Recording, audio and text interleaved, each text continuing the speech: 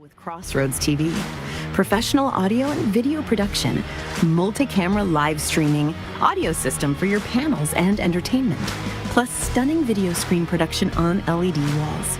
High quality, seamless production, tailored to your needs. Let us bring your vision to life. Contact us today.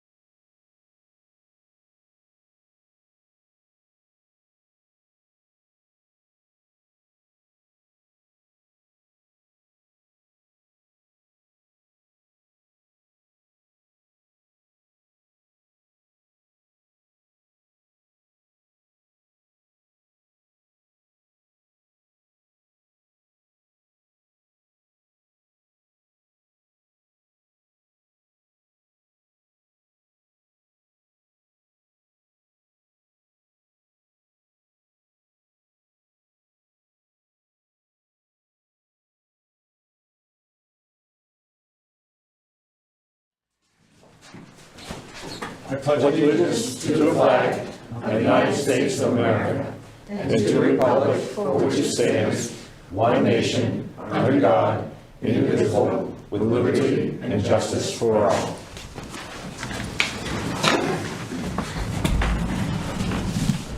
Well, welcome everyone and good evening. Hope you're staying warm. Hope your pets are inside and warm, and in my case, if you're in the doghouse, you let the man inside too. So. Second that.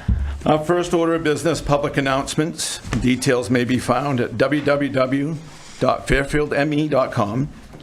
The town of Fairfield is hiring. Please visit the website for more information. Dog licenses are due by January 31st. Any dogs registered after the 31st will be subject to a $25 late fee per dog.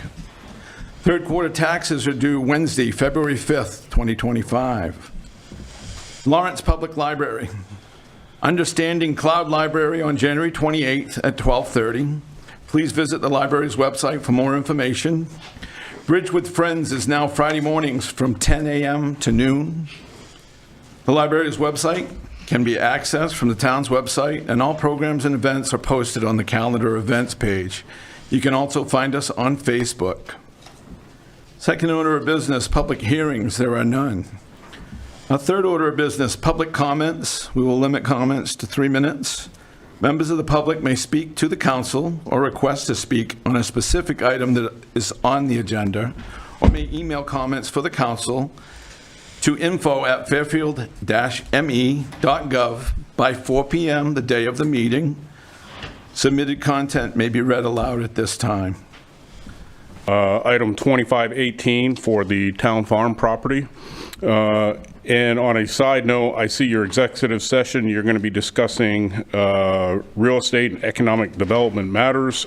I had emailed the town manager this week representing the Central Maine ATV Club in interest in the property on the Martin Steam Road. That's tax ID 1301, I believe it is, 2 acres of land up there. To see if that's possible before we start getting with the code enforcement to see what we could possibly do with that land. Thanks. Thank you. I want to reserve for 2517,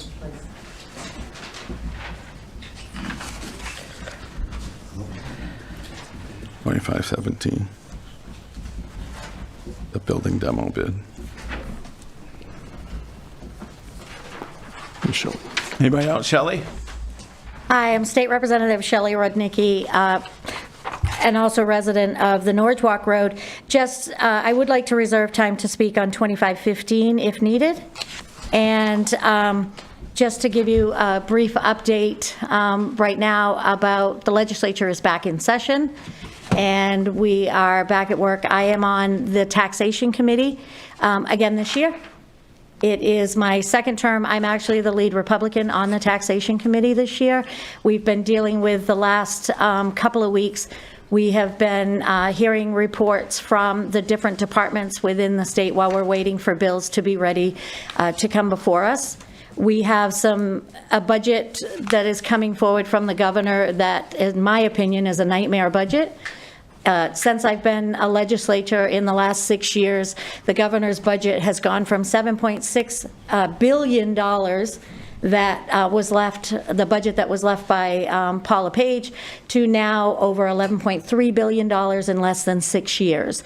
And according to this budget, the news says it's going to be 11.4. It's probably going to be closer to 12.4 by the time things are settled out, if it's done. And that is something that I am fighting against, because I do not believe that our folks can afford it.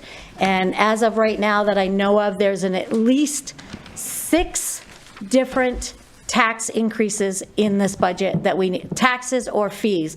They're saying fees are not taxes, but when the fishing license is going up by $7, that's a fee that a lot of people can ill afford. So that's what we're fighting against right now in Augusta, and I'm happy to talk to anybody about the things that are going on down there and the bills that are coming in. Last I knew, and I don't have a firm count yet, but we're looking at over 2,100 bills that is coming in this year.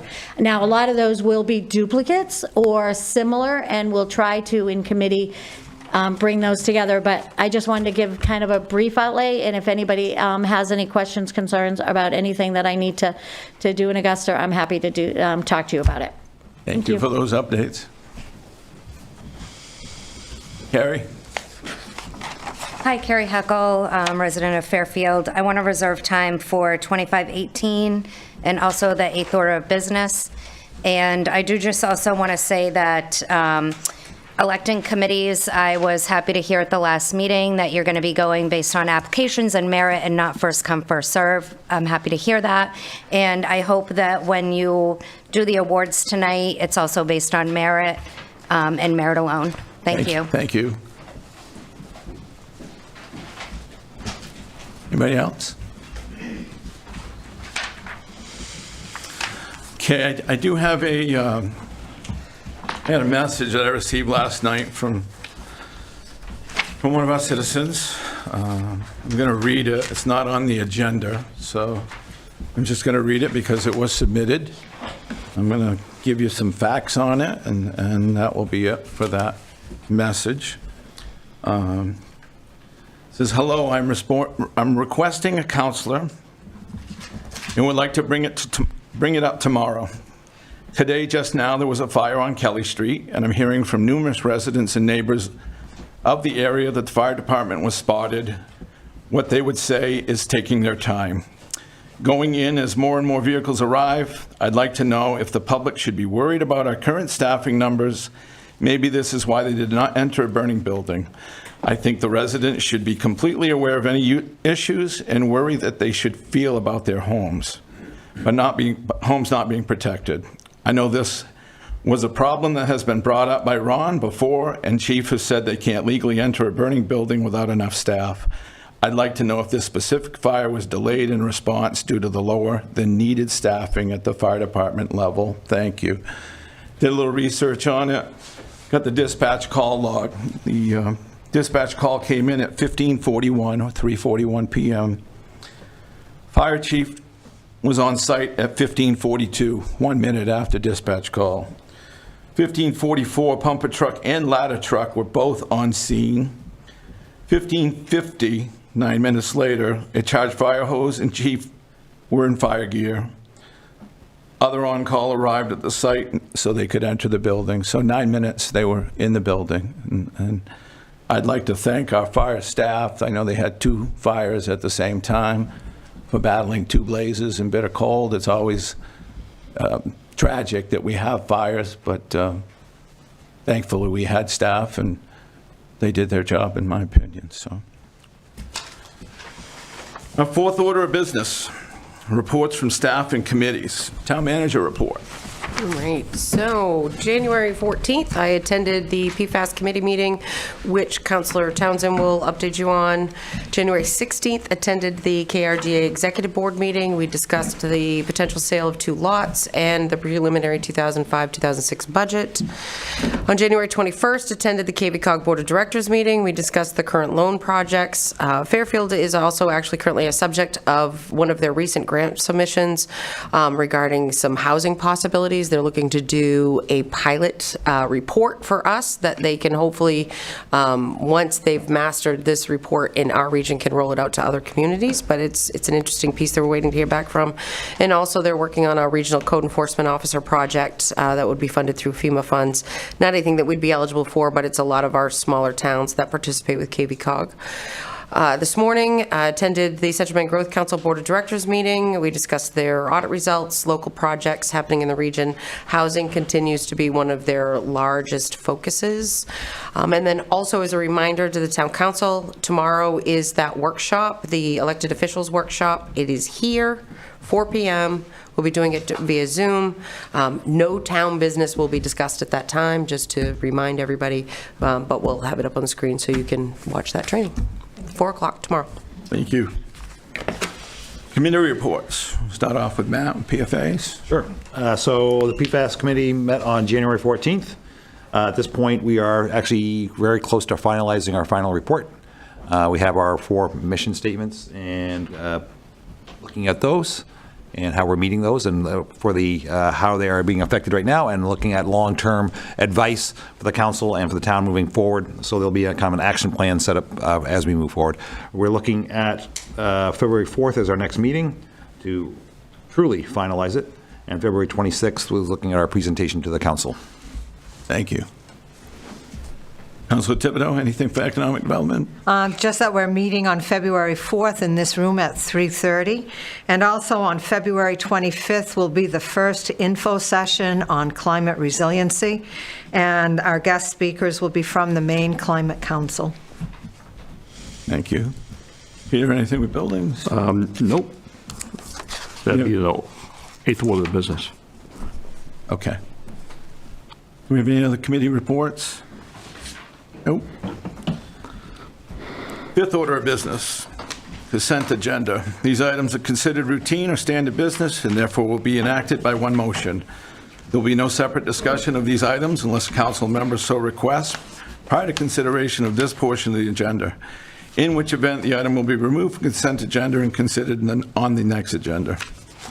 Item 2504, ordered that the town of Fairfield, the Fairfield Town Council hereby waives the reading and accepts the minutes for meeting number 2025-01 held on January 8, 2025. Also, item 25-05, ordered that the Town Council hereby approves Treasurer's Warrant number 98 in the amount of $75,528.08, which includes but is not limited to New England Salt Company, motor vehicle fees, Who's Plumbing and Heating, and Reliance Equipment. So moved. Second. A motion and a second. Any discussion? All those in favor? 4-0. 6th order of business, old business. Website, nothing to report. Stabilization of fire department and police department, nothing to report. PFA's committee report, committee met on the 14th. Update was just given by Dr. Townsend, Councilor Townsend. Parking on West Street, we have nothing to report. I do. You do. Well, I got to have some discussion on it, though. When we'll do that. I was wondering if, we could have a vote to remedy the problem on parking on West Street. It's been a problem for quite a while. I see that the parking is on one side, going down towards Western Avenue, and on one side going up on the right side towards the field. They're still having problems making a swing with the buses. If there is something coming out of there with, traffic on one side, and even though that's not on the other, I'd like to see it from the guardrails to right around Morris's Auto Body or the rail company or whatever. See if we can put no parking on both sides during, the school year for that time period. When is the problem? When specifically? It's when there's football games and stuff like that from that time period. So do we need it like a... Like a 4 to 8:30 thing, or? And like it would be like for snow removal? Are you looking for just during football games? I've never seen it a problem in 40 years. Both sides of the road would limit awful lot of parking. We don't have the crowds that we used to have. Well, that's just it. I've heard the alternate parking thing, and that's what's happening. People are, dropping off their cars and going down to, Sonny's or something like that, just so they have that spot. And it's very hard to make a swing on that, And Summit Street, West Street will still have... Let's say it was just on the football side of the field that they're allowed to park. They're not swinging anywhere. They're not going into the field. No, if you're turning off from Summit, Yeah, taking a left. yeah. And if you have a bigger truck or a bus or something, you can't make the swing. Because there's cars parked on Summit on the left side, and you have to swing right to get out of there, you're gonna be in the way. It's been a problem for a long time, as long as I can remember. There's always been congestion there. And it says on the fence, no parking, if I remember correctly. Yeah. So that would leave only the sidewalk side where parking can be, correct? No, there's no parking on that side, No, I believe, right?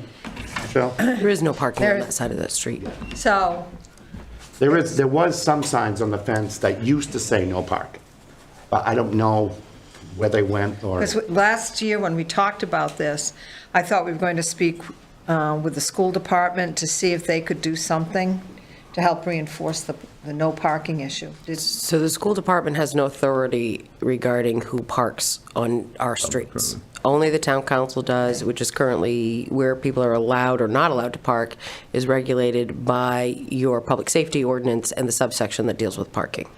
So currently, there is no parking allowed for a large stretch of West Street on one side only, not on both sides of the street. But currently, parking is allowed in front of the school. So the last conversation I had with the Public Works Director was that we could limit parking on both sides of the street immediately in front of the football field, if that would cut down on the congestion that's right there in that area. But what we currently plan to do is amend the ordinance, because right now it is signed so that there's no parking on one side of the entire street, and the ordinance doesn't actually follow that. So that needed to be corrected. Those got put in after the West Street construction project.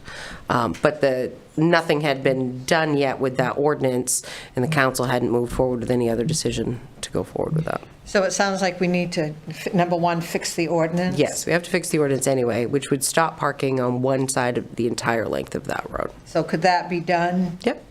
Within the next month? Yes, And then that could be for easily done for drafting? your next meeting. The drafts. So if we did that, that would come. And the intent is not to have parking. But that doesn't on- change parking in the vicinity of the school. It keeps it exactly the same as it currently is right now by ordinance. By ordinance.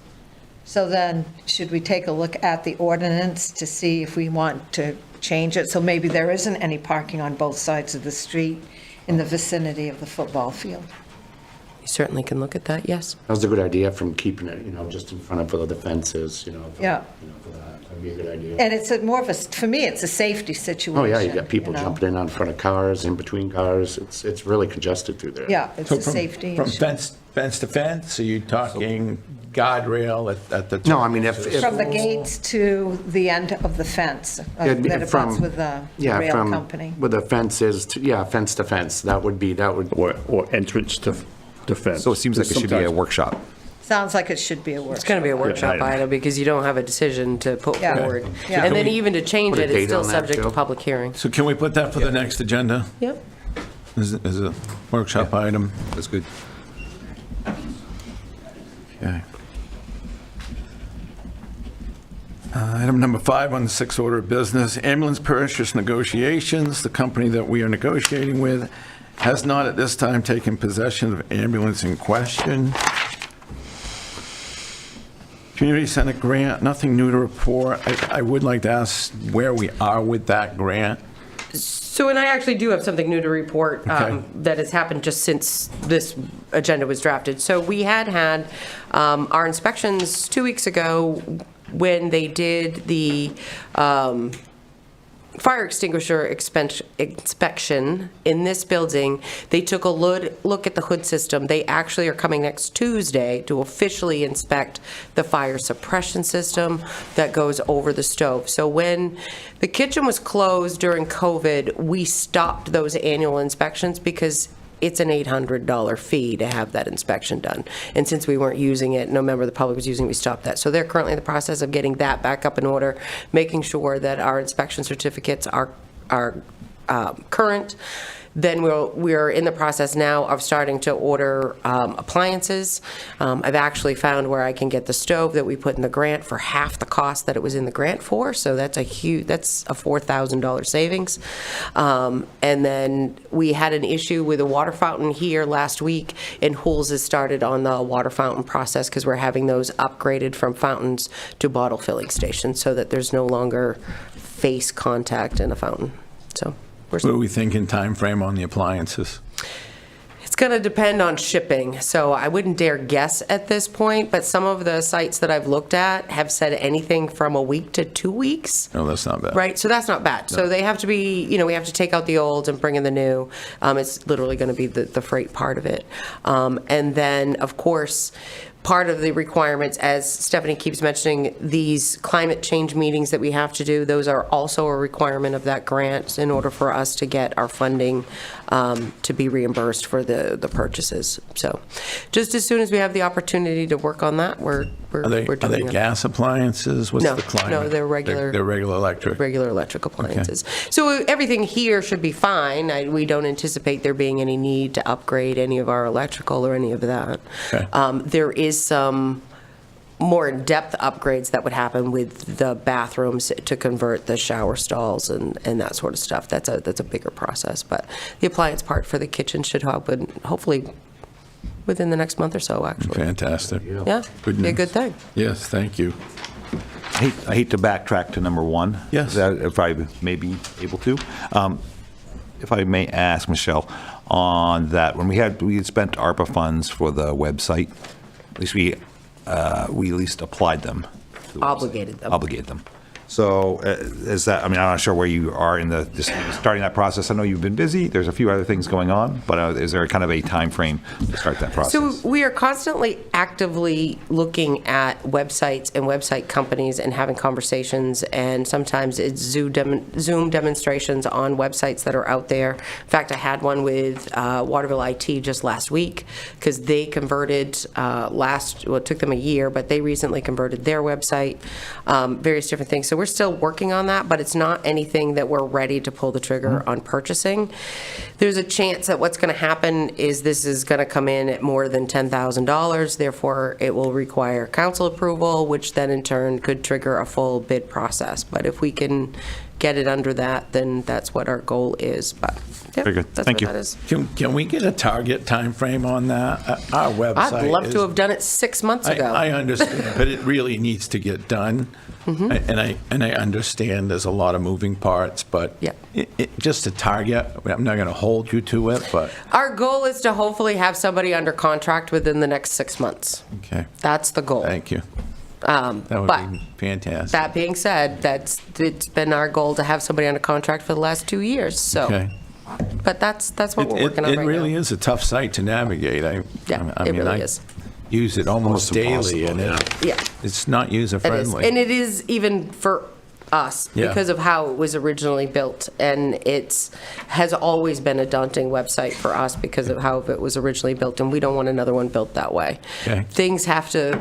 It is amazing the number of documents that live in so many different locations, and they live there independently. Yeah. So if you don't take out one, it's a nightmare.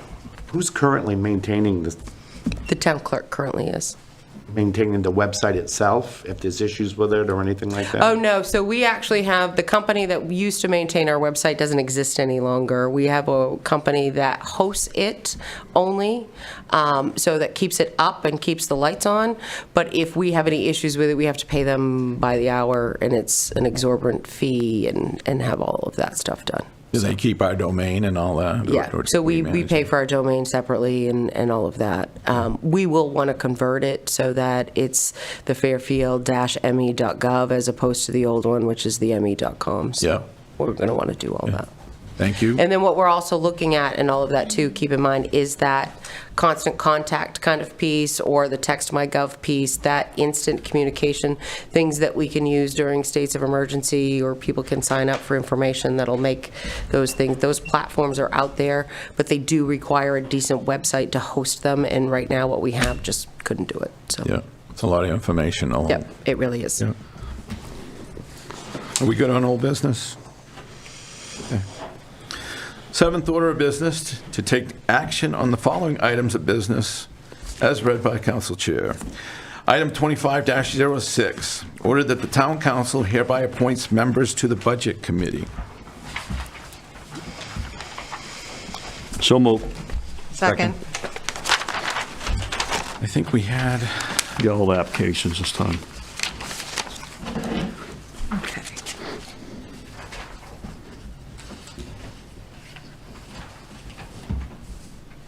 okay.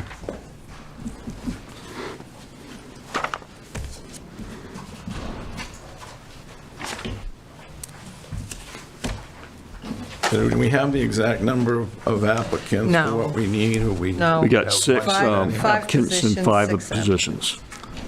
What was that? We got 6 applicants and 5 positions.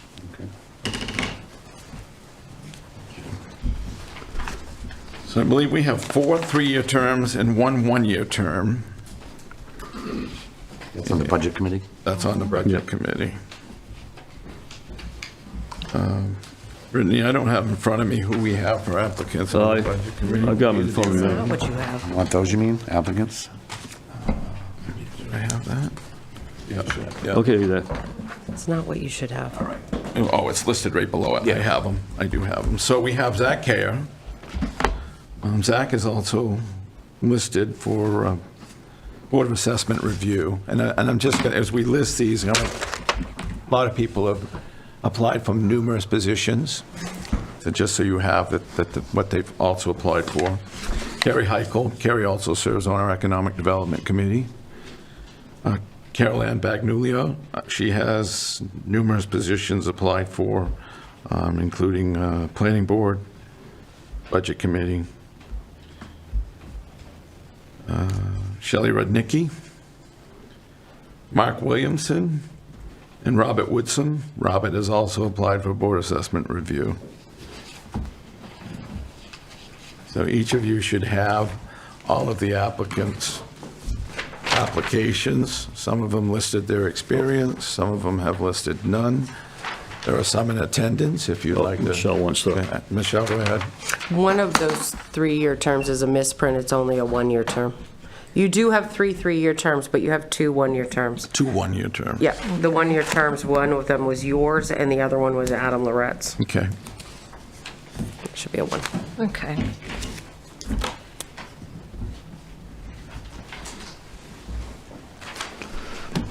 I would like, if anybody's in attendance, I'd love to have them hop up and say hi. Yes, I would too. Shelley, you want to step up first?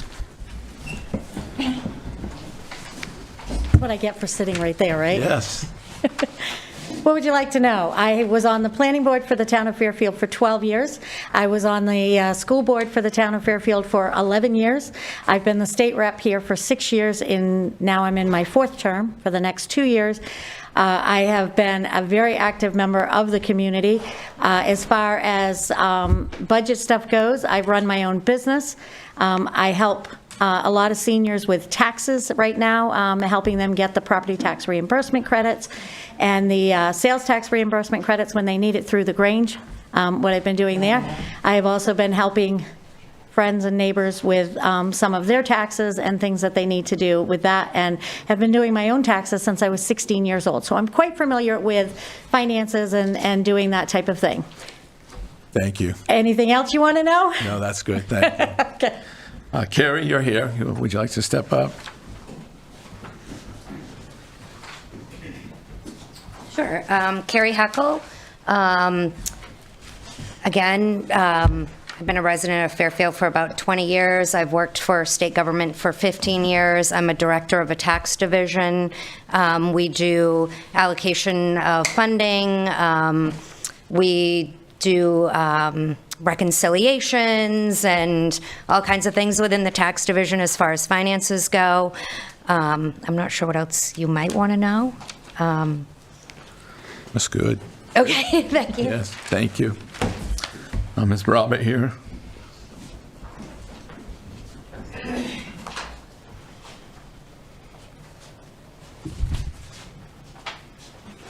Good evening. Please excuse my speech from the stroke. I've been a resident here for 24 years. I've had 2 jobs since I've been here. One was at Sonny's, and I worked there for about 14 years. Got to know a lot of people, and I care about the town I live in. Second job was for Larry Hillman up at the bakery, a job that I'd love to go to work every day. Getting up at 3 o'clock in the morning wasn't all that much fun, but then I had a stroke, and I pretty well recovered. It's affected my coordination, my speech, but my cognitive brain is still functioning, and I feel I did a very good job managing my own personal budget, and I can bring some common sense approach to working on the budget on a town scale. I may not be your most qualified person, but I do want to participate in town government. Thank you. Thank you. Thank you. Is Mark here? He is, I'm sorry, he's on call with his work. Okay. Let me see if I can come. I just told him he had to come in. One second. Yes, Zach, come on up. Didn't see you hiding in the back. Yeah, I'm Zach Kerr. I've been a resident of Fairfield for, I don't know, probably 27 years, with a little hiatus there, but I'm back. I'm currently the Vice President of Sales for my father's business, Care Security Services, which was run here in Fairfield for over a decade. We're in Clinton now. I also am a business owner. I own my own electrical business here in Fairfield. We've slowed down since I've been helping the old man out, but I'm still doing that. With my position as Vice President of Sales, I handle all of the sales for some of the largest banks in the state of Maine and New Hampshire, as well as industrial buildings, commercial buildings, educational facilities, municipal facilities.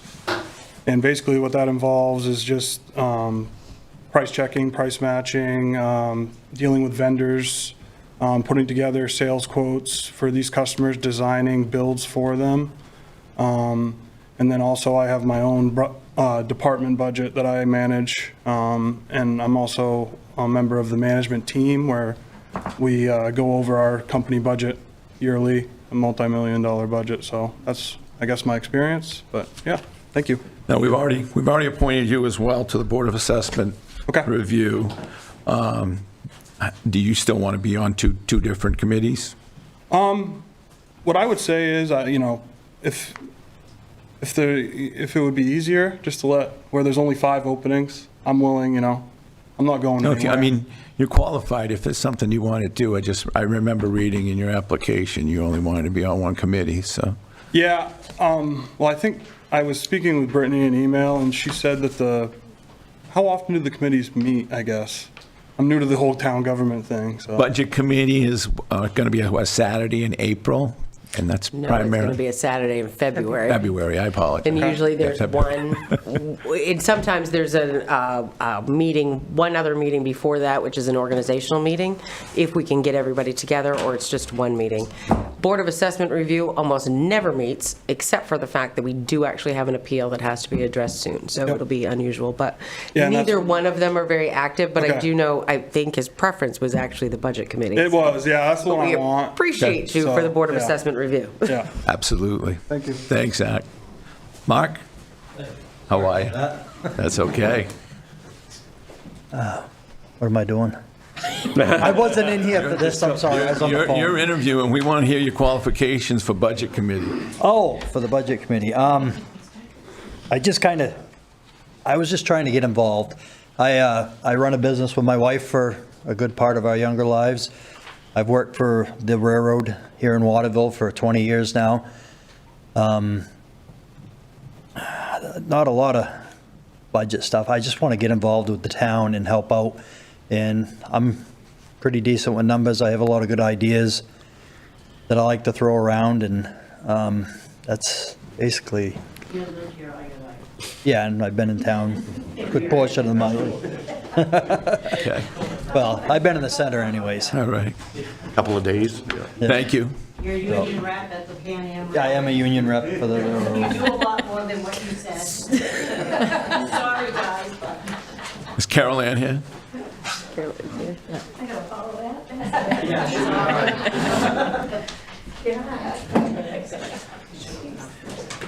Okay. Carol Ann, Bagnulo. Bagnulo. Bagnulo. All right. The No G is G. silent. Thank you. Italiano, and I'm not.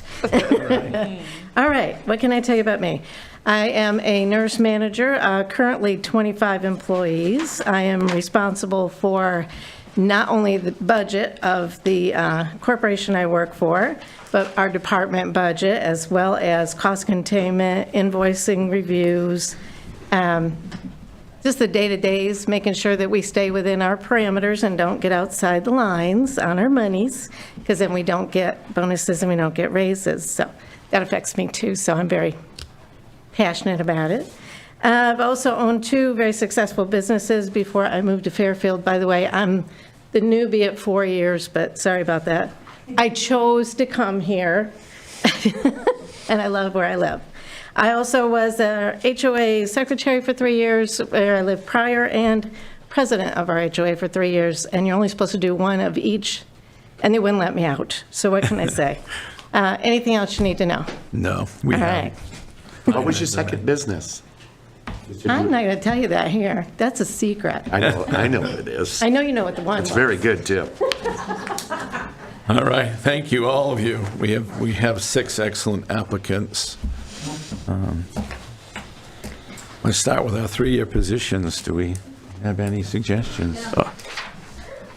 Are you an applicant? I'm sorry. I'm going to ask you to sit. Thank you. Going right down the road, this Yes. is my choice. Yeah. Zach Care for 3. Carrie Hinkle for 1. Carol Ann for 3. Shelley for 3. And Mark for 1. Okay. Councilor Townsend, do you have any input? Councilor Thibodeau, you have the floor. Carrie, I'd like to ask Carrie if she's on Economic development. economic and the planning board. She applied for planning board. And, right, and to see, because you asked Yes. I Zach asked that Care too, yep. if, you know. Yep. So Carrie, where you're on multiple committees, is there anyone that, because if we had one person that would not be on it, we'd be all set. I was just wondering, is this something you'd like to? Well, I did want to ask, because I heard Michelle say that is the meeting already planned for when it will be in February? Is there a date? So I know she said it's one Saturday. It's going to be after the council meets for budget. Right. So it's probably going to be, what, Michelle, third So it depends on what date the council picks to meet. It wouldn't be until afterwards. Usually, it's either the weekend before or the weekend after school vacation week, which would be February 15th or 22nd. Okay, so that would be a challenge for me, because I am going to be gone the 14th to the 24th. I will not be local. So if that's the date, then I would bypass me. If that's negotiable and it doesn't have to be one of those days. Did she go to the podium, please? So please speak at the podium. They can't hear you. Oh, sorry. The voice I of thought it would Chad. be a simple, Yeah. what's the date question? So if the date is set in stone for one of those, I'm going to be out of town the 15th and the 22nd.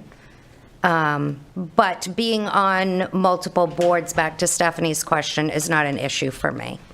My time is pretty flexible, except for I'm going to be on vacation. So. Okay. You have any suggestions? Well, I would like to think that the way that we usually meet the first February and Saturday as a council, and then the next meeting is going to be with the budget committee. So if I would put,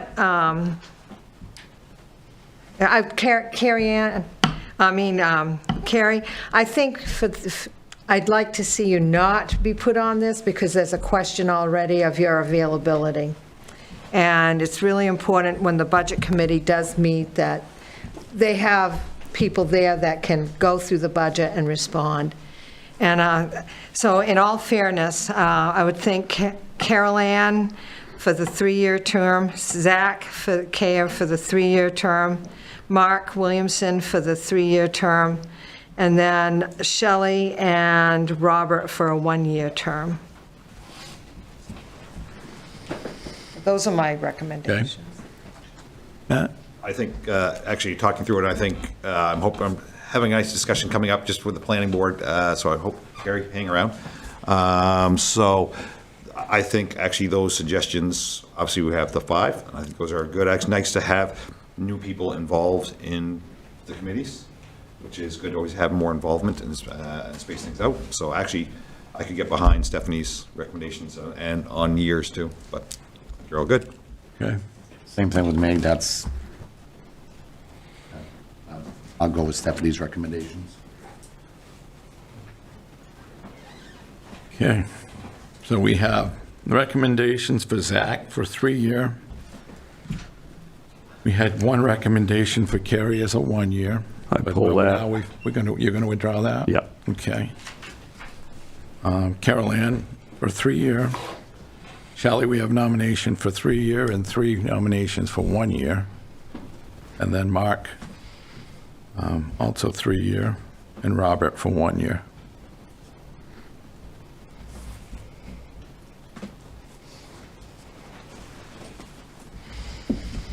What was Carol Ann Bagnulo? She was the 3. 3-year. Yep. Ben Newell.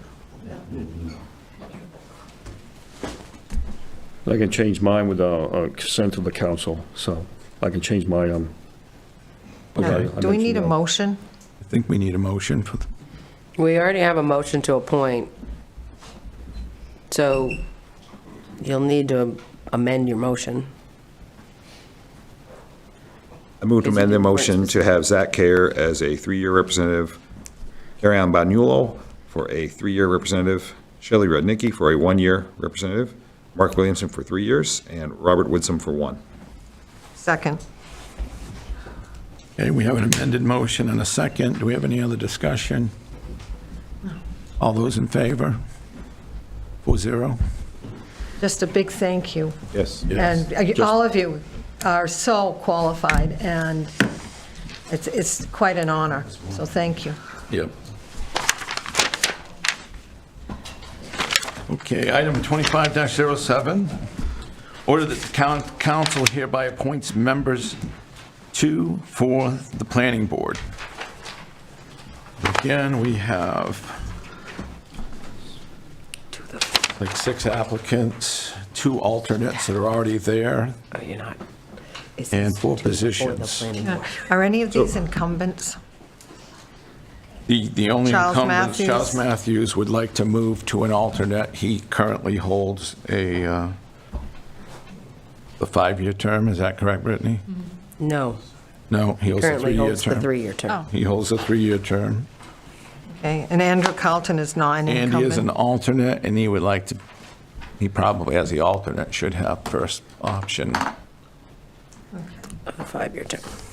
So we have two board members, 1 5-year term, 1 3-year term, and 2 alternates at a 5-year term and a 3-year term. Because It's what six. I Six. read on Carol Ann's, she just wants to be an alternate. Yeah. So Yeah. we have that 3-year 3-year alternate. spot, yeah. Yep. Charles wants to go down to an alternate, if that's correct, Brittany? Then we get just a 3-year term. And I would highly recommend Kerry for that 3-year term. I would too. Is Lindsay here? She's not. She's not? She's got a good application. Is she on the assessment review? She's I don't think she's currently on any relative. boards, but she did apply for the No. planning board. Lindsay Brand. Carrie, he's asking about Carrie. Wait a minute. Oh, here. And/or Land Use Board of Appeals. I don't think we have an opening for land use, so that was Alan Roy. Well, those are the 2 boards that conflict with each other, so if she doesn't get appointed to planning. No, because Land Use Board of Appeals, it's Land Use Board of Appeals, and it would have been, and Alan Roy was on there. Carrie's not on the Land Use Board of Appeals. Nor the Board of Assessment Review. But Lauren is not on, she has not been appointed to the Land Use Board of Appeals, right? Lindsay? No. I mean Lindsay. Lindsay, no. Lindsay's got a real estate background. Oh. Matt, did you recommend Carrie for the 3-year? I think she'd be an excellent candidate for us. I know she wants to be heavily involved. I think it'd be a good addition. That's my opinion. Same. And Mark Williamson's also an applicant for planning board. I got him down for 3 years, so my choice.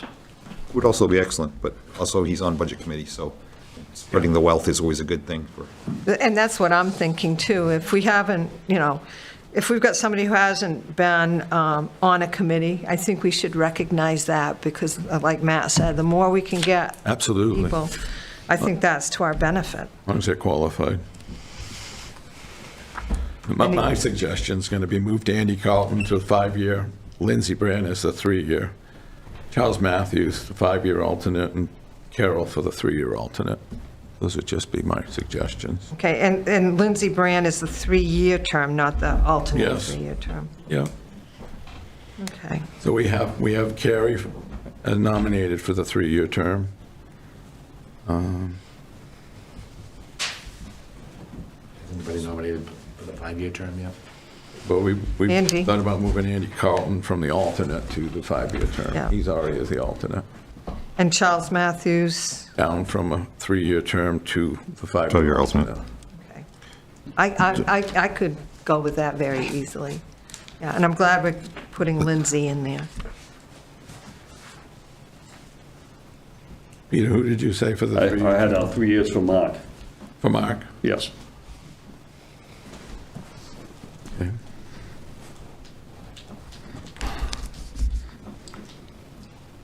Is the council okay at the 5-year term with Andy Carlton? Are we all I'm in good. agreement with Yes. that? I'm good. Yep. Yep. Planning the 3-year term, we've got Lindsay Brand, Carrie, and Mark. Do you have any With Carrie. with Carrie? Yeah, and I had Carrie down for the 3-year term, And not Lindsay? not Lindsay. I had her as the alternate. Alternate instead of Carol? Okay. Yeah. All right, so we have 3 for Carrie and 1 for Mark on the 3-year term. You want to discuss that any further? I think it's strong. So we'll go with Carrie on the 3-year term. Charles Matthew at the alternate for the 5-year term. And then the 3-year alternate, we have Carol Ann, and Lindsay. I'm going to go with Carol. Carol Ann. Peter, what do you want? I got Carol Ann. Okay. Matt, on the 3-year alternate? I will go with Carol Ann myself. Okay. So that would be 3 for Carol Ann for the alternate, 1 for Lindsay. Any more discussion on that one? Good. So can I get an amended motion on that from one of you for Andy Carlton for the 5-year term, a 3-year term for Carrie Heichel, 5-year alternate for Charles Matthews, and the 3-year alternate for Carol Ann? So that we took Lindsay out of that, which is too bad. I just need the amended motion, and we'll put it to a vote. I'll make the amended motion. Second. We have an amended motion. Andy Carlton for the 5-year term for Planning Board. Carrie Heichel for the 3-year term. Charles Matthews as the 5-year alternate. And Carol Ann Banulo for the 3-year term. Oh, she's 3-year alternate. Yeah, 3-year alternate. Any other discussion? All those in favor? All those opposed? 3-1. Just okay. Tim, Michelle has a question. Or Just one thing, that Yes, for sorry. anyone who did apply for any of these positions, or any of the positions that we've had over the last couple of days, that, and we're not successful, just to keep in mind that we do currently open these positions every year, and we're also always looking for folks because people do resign for one reason or another, so certainly make sure folks stay involved and continue to apply for these when they see that there's an opening. Very important for volunteers.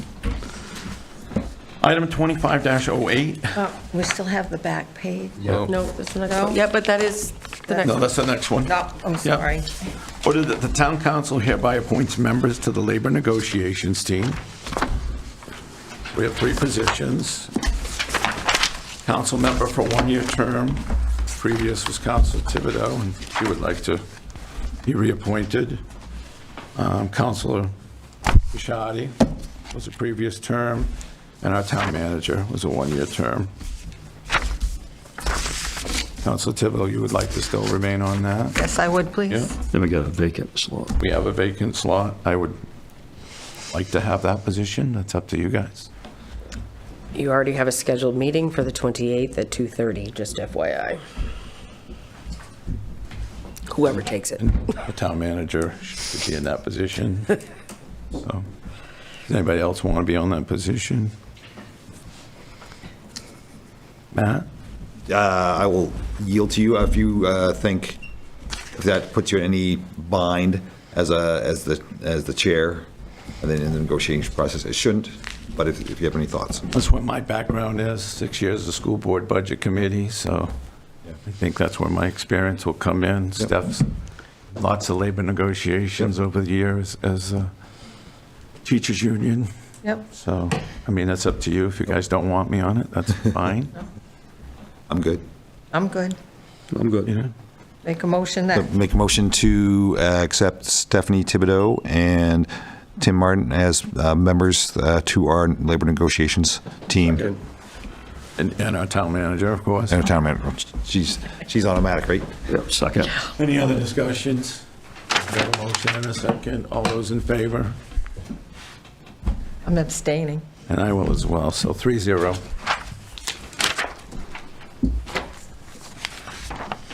Okay. Item 25-09, order that the town council hereby amends appointment for Carol Ann Manulo to the Economic Development Committee to a 2-year term to expire December 31st, 2026.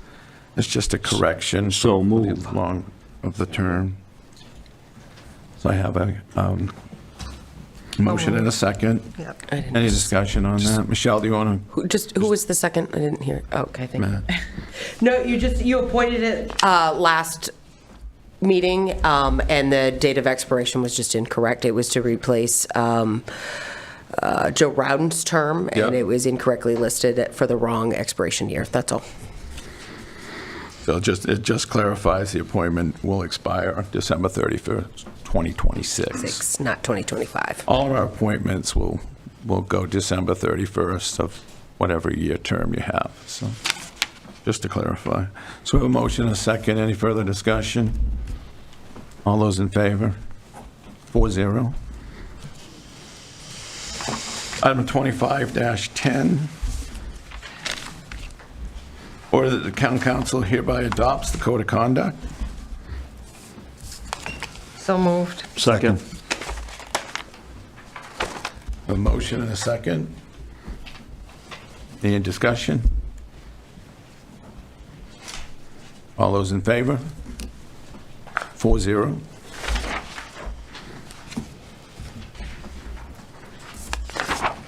Item 25-11, order that the town council hereby adopts the council meeting procedure brochure. So moved. A motion and a second. Any discussion? All those in favor? 4-0. Item 25-12, order that the town council hereby adopts the town council goals and standards for 2025. So moved. Have a motion and a second. It appears these have all the updates that we talked about last time with Stephanie. And those can be amended as we proceed if you feel that we need to change our goals. Tim, did you do something for the, I did not add for Western Ave, but we can amend that in a future meeting. okay, Okay? I think that was the only thing that was brought up that wasn't on the current. right, and doing from Western Avenue Yes. out Yeah. is what you're referring to Yeah. for development. Okay. Yeah. Any other discussion? All those in favor? 4-0. Item 25-13, order that the town council hereby adopts, amends the town council administrative policy and fee schedule. So moved. A motion by Pete, second by Matt. I had just a few items outlined. They were more under code enforcement, building and development, and it was more towards our minimum fees. I'm going to bring that up at a future meeting, so we have time to check with other towns to see what their fee schedule is. I have a few questions too. This under the town clerk. I noticed this is the vendor and seller license, 1 year, 30 days, and 1 day. What is it just like a vendor selling on the side of the street, or? I believe so. Okay. It's the victualler's license. That is set by statute. Okay. I just want to know what that is, just like a regular vendor.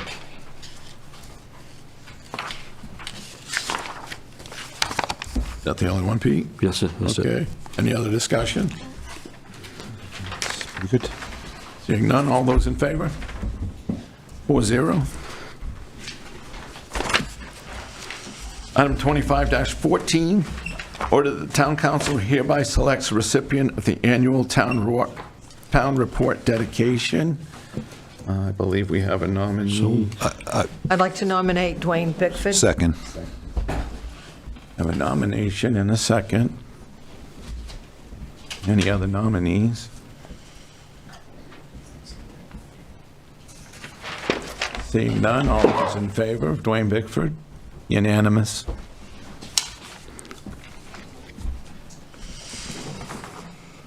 Item 25-16, order that the town council hereby adopts the animal housing contract. Nope. Oh, I Sorry. skipped item 25-15, I apologize.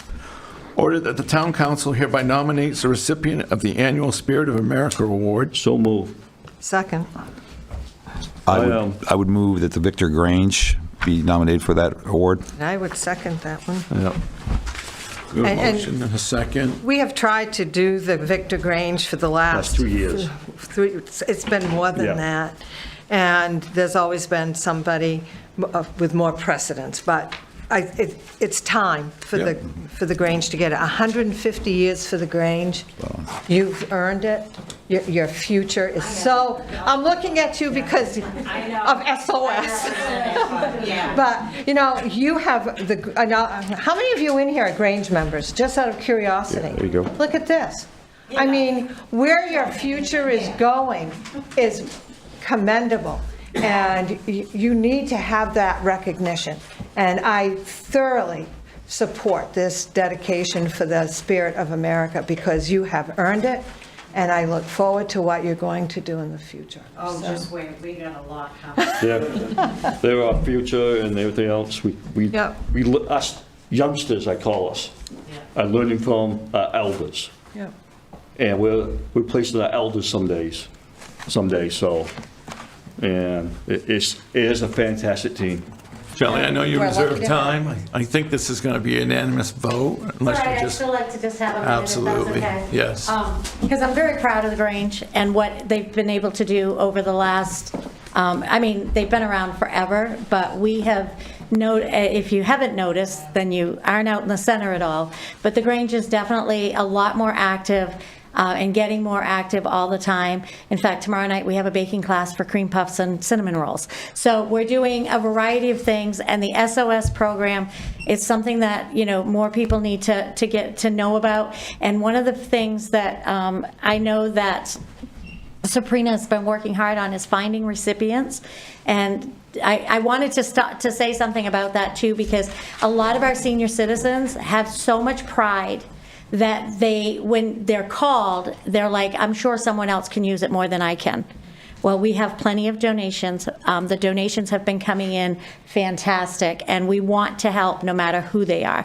So, and no matter if they think they're okay, we're here to help, and we have those items for them. So we really want to do that, and I wanted to make sure that got talked about a little bit more again tonight. So thank you.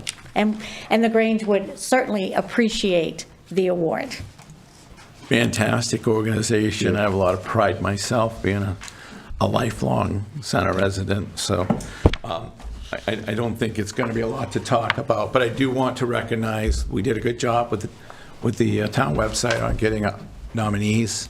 And we have a lot of outstanding citizens in our town that do a lot of fantastic things. And I just want to recognize them before we take a vote. And John Pisciotti, Nancy Marcoux, past recipient, Sarah Tully, all she's done. Just numerous others. Fairfield PD, again, won last year, a BFW, Zimber. There's just so many organizations that help. So this is a special award. Won't take up any more time. We have nomination in a second for the Victor Grange. Michelle? Kevin Kitchen had reserved the right to speak. I don't know if he still needs to, but... We have a letter from Kevin as well. Kevin, do you still want to speak on behalf? No. I don't want to ruin it. No, thank you for that letter. I always say one thing. Kevin wrote an outstanding thing on the Grange. Yes, and I'd like to piggyback off from that. When a recipient gets the Spirit of America Award, the way that it is worded, it's with a whereas, and all that. You've made that job. I've done it for the past 2 or 3 years. You've made my job, if I do it again, so easy, Kevin, so thank you. But very well said. Yep. Very well said. All right, so we've got a nomination in a second, Victor Grange. Do we have any more discussion? Well deserved. All those in favor? Unanimous. Congratulations.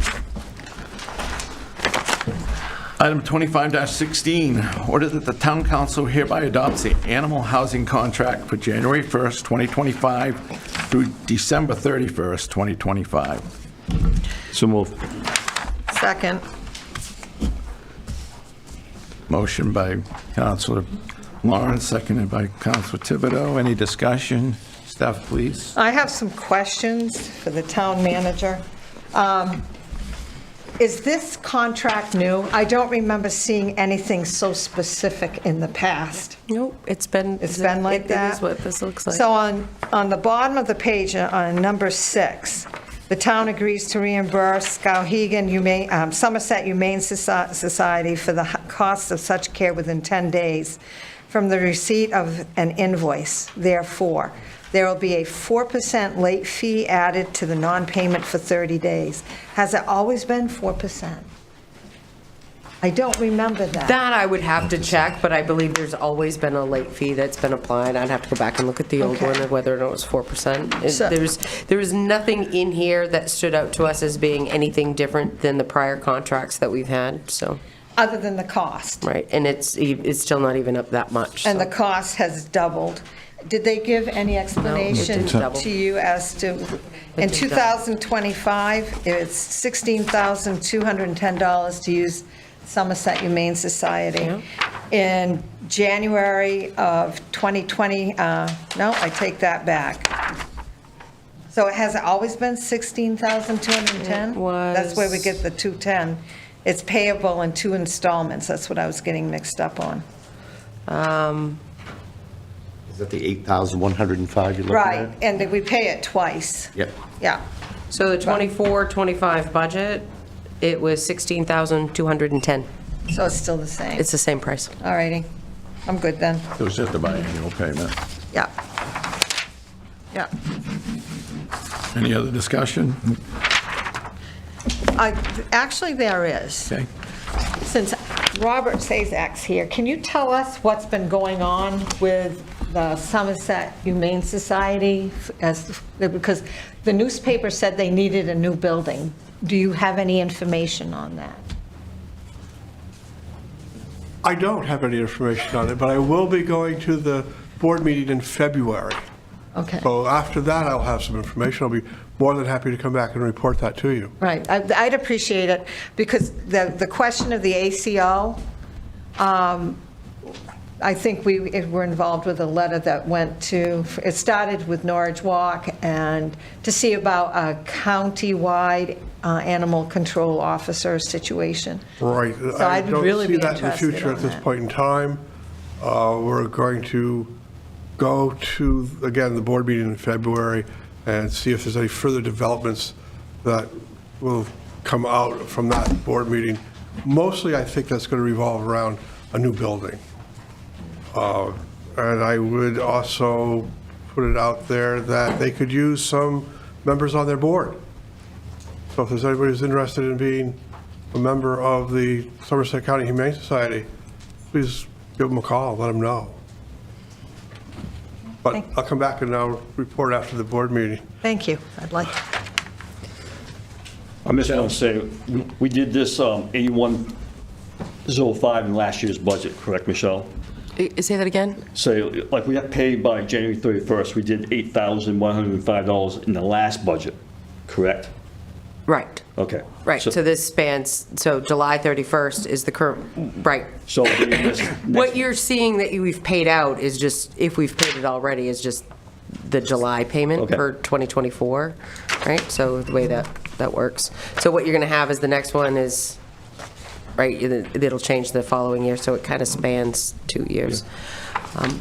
But I do have an update from the county administrator. So their research into the regionalized animal control officer approach basically boiled down to that a lot of the municipalities that were having issues with animal control officers really weren't paying animal control officers to be available appropriate wages. And their recommendation was, part of that was to really have those municipalities take a good look at what they were doing, because they were expecting someone to be on call for them 24/7 in an instance where they maybe would make $100, right? So it was, the reason why people were having issues is because they weren't treating it like the necessity that it is. But one of the things that they are doing, and the county is doing, is working with the Somerset Humane Society regarding their facility and a potential for expansion so that they can house more animals and that sort of stuff. But there is a possibility, though, that conversation was a catalyst for something Kennebec County may start looking into, where they're not sure about that, but it was definitely a really good first step. But feasibility-wise, Somerset County is so large that to employ someone and to know that to pay their travel and the wear and tear, it isn't plausible for the county to take that burden on. It was actually not cost-effective at all. Okay, thank you. Okay, any more discussion? All those in favor? 4-0. Item 25-17, order that the town council hereby awards the building demo bid. So move. Second. Any discussion? Steph? After reading all of these proposals for the bids, not one of them mentioned salvage. Two of them. Two did. Where? Wellman Paving and Ford Enterprise, right on the first page. Of the 7 bids, only 2 contractors mentioned for possible of harvesting recycled items from the structure, Wellman Paving and Ford Enterprise. Neither were the lower bidder, and he mentioned it. But where is it in their proposal? There isn't. It's just they mentioned it. I mean, was that a verbal mentioning? In Ford, they mentioned they had I think Lehman. So, you're doing it. I was like, but I'm ready to pick it up if you... Yeah, I'm trying to find it. Because I couldn't find it. Okay, okay, there's Wellman. They mentioned it, and note when it says $112,000. Then it says a note. Will also has 2 interested parties in the salvage of certain items of the 31 Lawrence Avenue property, no charge. That's within their contract. Then Which one is this one, Peter? Wellman Paving. Then you have the next page, the proposal for Ford Enterprise. You look down the proposal. Then it says, number 4, craftsmanship, ship antiques. The whole history will be carefully removing. The removal of such antiques will become Lehman Construction's assets in this event to cover any extra antique removal cost. They're at $124,459. They're the only 2. So did they say they're going to keep the antiques? That's my question. Since we own the buildings,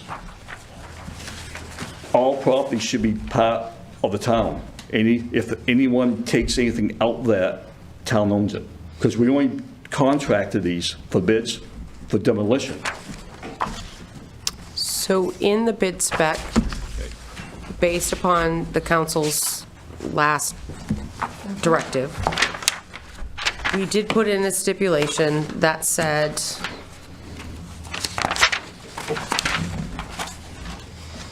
where is it? The ideal bidder. Yeah, it's in there, yeah. The ideal bidder, it's underlined. Yeah. Yeah, okay. The ideal bidder will include a plan to harvest, remove, salvage, Yeah, I see that now.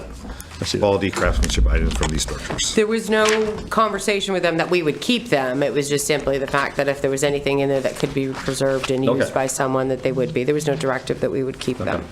I did have a conversation with Wellman prior to them submitting their bid because they had concerns. While they had spoken to 2 companies, neither companies had given commitments and neither company had bothered to come down here to take a look at the building, and he wasn't sure if they were even going to follow through with the harvesting or not. Yeah, they're saying. And the same thing with the Ford bid, there is a stipulation in their cover letter that says prior to demolition, we would salvage as much as possible of antique moldings, finished carpentry, etc., for the town of Fairfield to claim from 31 Lawrence Ave. So they would take it and leave it for us to deal with, but then you have to deal with that. Right, okay. Okay, so that's where those 2 are. But neither, like you said, neither one of those 2 were the low bidder, and it just wasn't, most of the folks said they didn't have anybody that was interested in doing that portion of it. So a couple of these submitted sample certificates of liability. Should any of them have pollution liability? So what will happen is we'll request actual certificates of liability insurance naming the town additionally insured when the contract is awarded. I think these folks were just trying to let us know that they were insured contractors and not necessarily what we needed. They didn't say what if they're awarded, when can they start?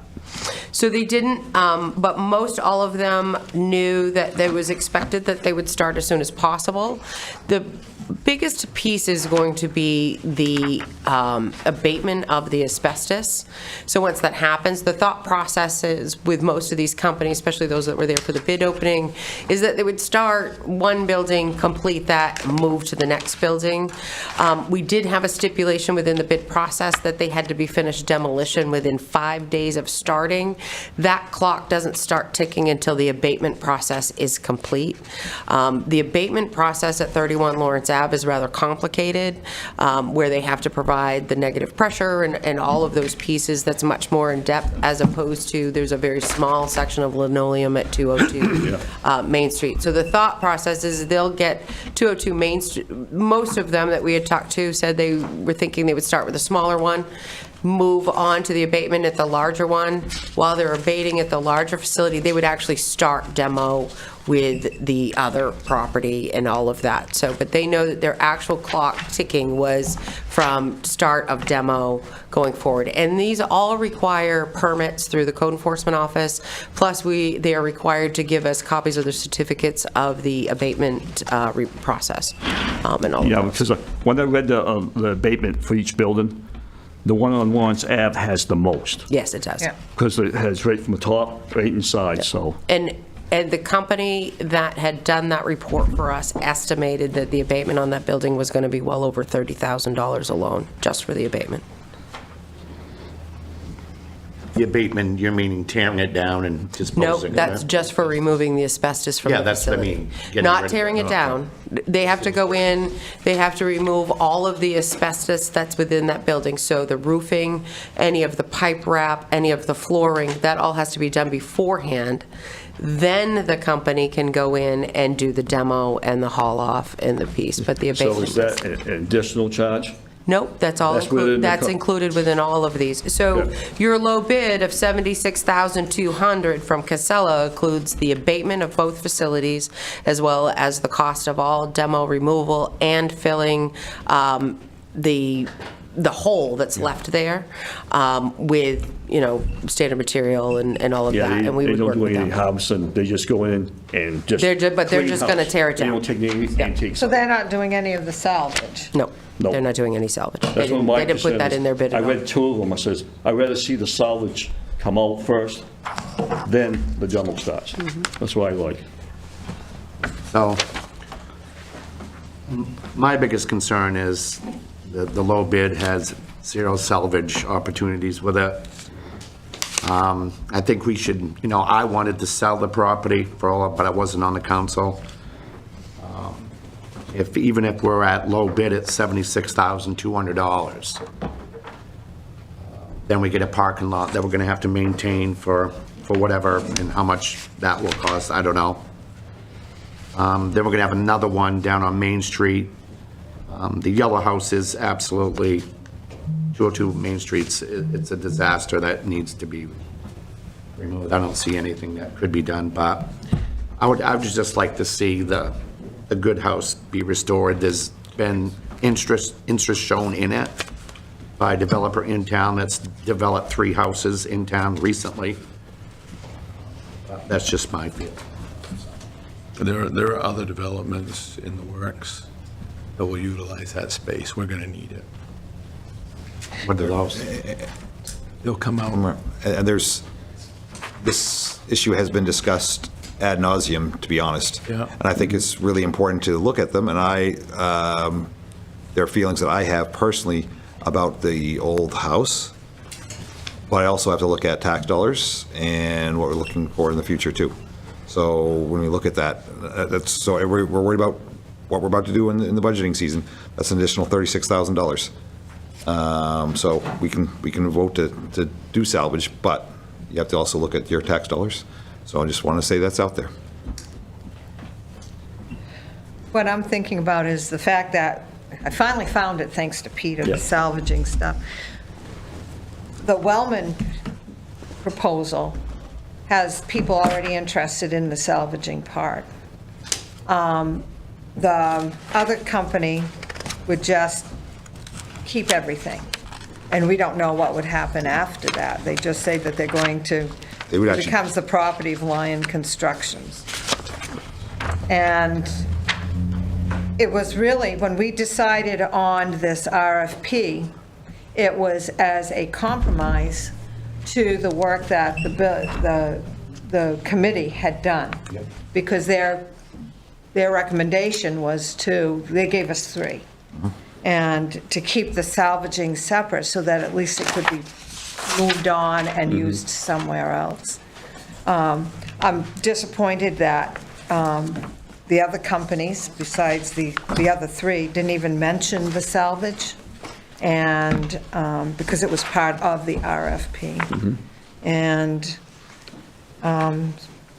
there's, it's a $50,000 difference that I'm thinking of right now just for salvaging. Is it worth it? Is there any way we can put it 2 weeks to get clarification from Casellas to make sure that they understood it completely?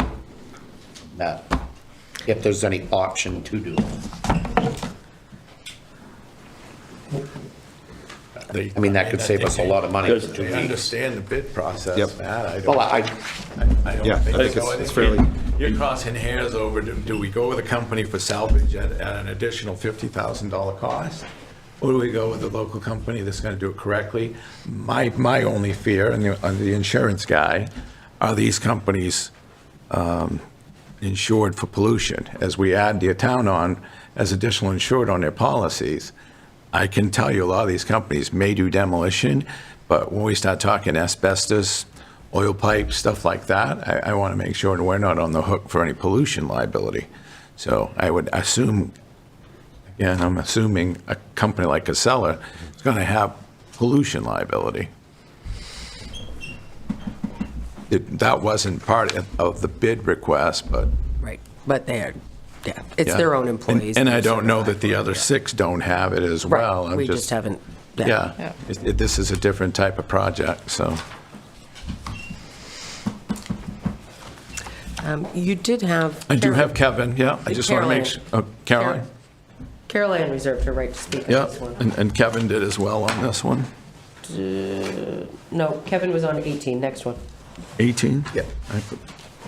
We got one bid here too. I was reading through all the proposals. One will withdraw the proposal if not approved within 30 days. That's Wellman. That's the one that was salvaging. It says right in that proposal. And that's pretty standard, that Right. proposals, those estimates are usually only good for 30 days. The fact that we got them good for 30 days is actually better than what they've been in the last couple of years. Anytime you got a proposal for any type of construction, within 2 years ago, proposals were good for 24 to 48 hours only. It made the bid process really difficult, so the fact that you got 30-day guarantees was good. So I have a question. Yeah. Where Wellman Paving is from Winterport, Maine, are we paying for mileage? You're going to pay a flat rate based upon their bid price. So my assumption is that's probably one of the reasons why They're higher. their cost is higher. Yeah. Mobilization is usually at least 20% of the cost of any project. And That's why they're has high. anyone showed any interest in any of these artifacts at all? Anyone We knowledge? had someone a long time ago that had requested some doors, but that was about it. I remember one time we was talking, Michelle, the town was going to salvage some of the landscape around Lawrence Ave. Yeah. Has that been done, or will that? That has not been done, but that is something that we were hoping to do. So the trees, because when the committee was meeting, they had a realtor go in, look at it. If it was something, the reason why we didn't put on the market was because we as a municipality were going to have to mitigate the asbestos anyway, prior to it being sold. So that was, over a $30,000 price tag.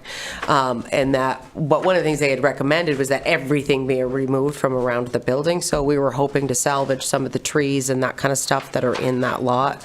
The hope is it'll be close enough to spring that we'll be able to do that. That the ground will be soft enough that we can get in there with some equipment and pull some of that stuff out of there before it gets destroyed. Yeah. So when you're dealing with asbestos, it's my understanding that as long as you don't disturb it, you're okay. You got to see, you got to do a paper seal. So the abatement will take care of But that. I'm thinking if there are people that would like to buy, take the doors, maybe the glass doorknobs or whatever else is in there, as long as they don't disturb the asbestos part, which is already outlined in that report. I don't know if that house has had a lead paint abatement done on it. You're gonna get a lot of different things when you talk any residential, commercial property built prior to 1978. So if the doors are antiques, they haven't had that abatement done. You trim any paint. Have they been painted? Well, That we know they've been painted simply because of the fact that the photos we have show the layers of paint that have fallen off from the entire house. You're opening another whole can That's of within worms the when we report. start talking about lead paint. So I know that there aren't things that have been brought up in the past, but I will tell you, anything pre-78's got lead paint. So we start talking doors and windows and trim, now you're dealing with lead paint, and it's not salvageable. But I was talking asbestos Yeah. and lead Yes. paint. Well, the asbestos is an abatement, like Michelle said, it's going to cost $30,000 to remove the asbestos, and that has to be done before they can do the rest of the work. Once it's been recognized it's there, it's got to be abated. Lead paint wasn't even on my radar. Yeah, I know. It isn't as cost preventative and doesn't require the same techniques to deal with lead paint, but anybody who's bid on this project is aware that there's lead paint in that building. It's just Right. not an extra piece that you have But to. if, you know, But you're talking salvage, that's why I brought it It is up. You're worried about the salvage But if- part of it. That's why I didn't want to deal with it. to see, you know, if somebody, maybe it was a local person that was interested in the doors, would they be able to go in and remove the doors? If anybody is interested in anything and that they believe that is in there that may have interested them, they certainly could contact us and we could reach out to the contractor and see. But like the chairman has mentioned, you know, what kind of liability is there if us as a municipality give someone a lead paint covered door? Yeah. I think everybody has lead paint in their house. I mean, if Well, we're going to split depending on hairs the like age of that, the this is house. getting ridiculous. I mean, everybody has lead paint, probably 80 actually, or 78. I say if it's, just envelope it and demo it, then if that's where everyone's going. Because, you know, that's $50,000 to keep some salvageable pieces. That's a lot of money. Oh, Carol Ann had requested time to speak. Carol, do you still want to speak? I'm good. Okay. I think if people want to look at salvage, they should contact whoever we choose as a contractor. I'm sure they will. well, that's be willing to a work with them. thought too, yep. Yeah, they certainly could reach out to us. That's Right. not, I mean, nobody That's says not- that that's off the table. They definitely could. So they, you know, whichever company we go with, people that are interested can contact that company. I like that thought. So I would move to accept Casella's bid of, I should have the number in front of me, $76,000, I believe, and $200. Yep, That's right. and I'll second it. A motion and a second to accept Casella's bid. We have any more discussion? No? Great. All those in favor? All those opposed? 3-1. Item 25-19. Order that the town council hereby schedules a special meeting. Nope. No, You I skipped one again. Town Farm one. 25-18. Order that the town council hereby votes to sell the town farm property. So move. Second. A motion and a second. Any discussion? So I would move not to sell it, but that's because I feel that it's still a bargaining chip for us. I do not want to keep it for another 6 years. But we talked about the public-private partnerships, and we're working with KV Cog right now, and they're looking at housing opportunities. And Fairfield actually is one area where housing may be available. And to help our tax base, and what we really need is to have more families and tax base for this town to help. And I think that's an opportunity for us. We sell it to a developer. We just sell it to anybody, because that's what it's going to be. It's not, we can't really put too many stipulations unless you want it to be tied up in court. You sell it, it could be, who knows what it's going to be in the next year. It could be a warehouse, it could be a housing development, it could be, you know, another, it could be a hog farm. So take your choice of what you want. But if you really want development and you want to have some control of it, then we really need to think about working with a program like KB Cog, who is looking at the housing program right now and looking at us at different grant programs and seeing how we can move forward. I do not want to draw it out to 2 years, 5 years. I think something needs to happen, but if we give away this chip that we have for a minimal price and lose our opportunity to actually use it to develop and bring housing and actually work on the 201 corridor, then I think we've lost an opportunity. But that's my In opinion. I think 2020, we did a study on it, Michelle? Yes. The property only be 1/4 of the property can be used, rest of it's swamp, and you have to go off the green road to come up through a swamp to get to the property. So, 100% of the property, only 1/4 can be used. Out of that, because I was on the council then, I think you was on the council too, Steph, when that study happened. Yeah. They're still looking at up to 60 units, so. I'm just wondering too, does the town really wants to be in the real estate business, to housing? That's the business. Well, we've owned it since 1893.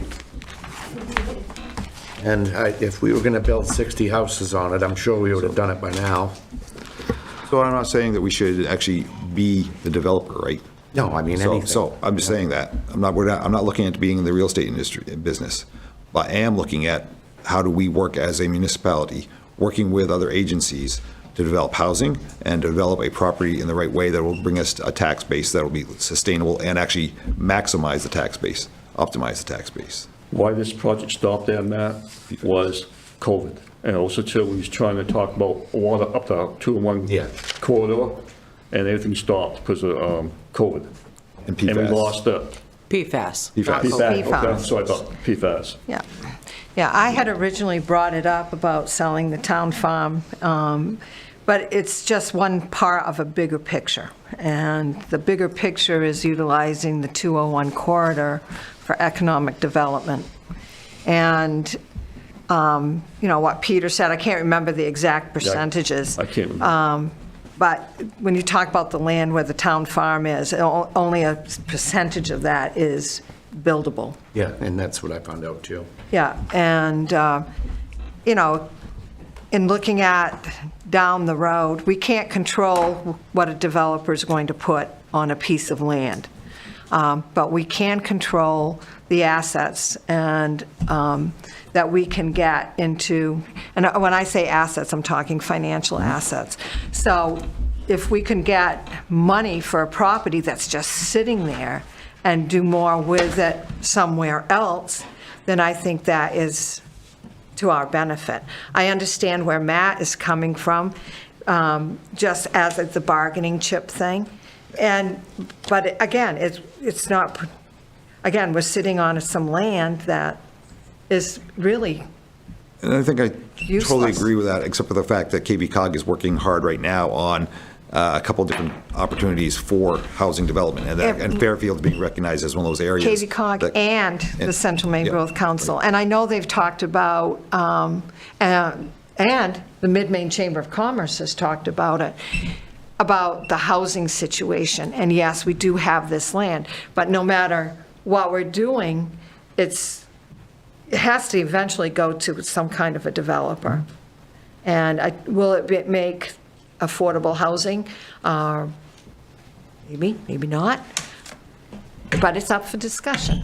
I just think we're sitting on it. What's the plan? Do we go to these places and really say, let's put out a proposal that we want to use this land as a designated housing development and put it out there and see if there's any developers there? We're not in that business, but KV Cog, Central Maine Growth Council, Mid-Maine Chamber of Commerce, those three organizations, that they can do stuff with that. Well, let 'em buy it. That's not us. So let them buy it. Yeah, they could buy it, but they're not So going to.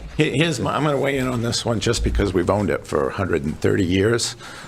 We've passed that bargaining chip. We've had it long enough. You guys have been talking about it since 2020. That's 4 or 5 years. I don't want to sit on it another 4 or 5 years. 100 years off the tax rolls, I don't care if it's bringing in a couple thousand a year. It's a lot of money. We're not in the real estate business.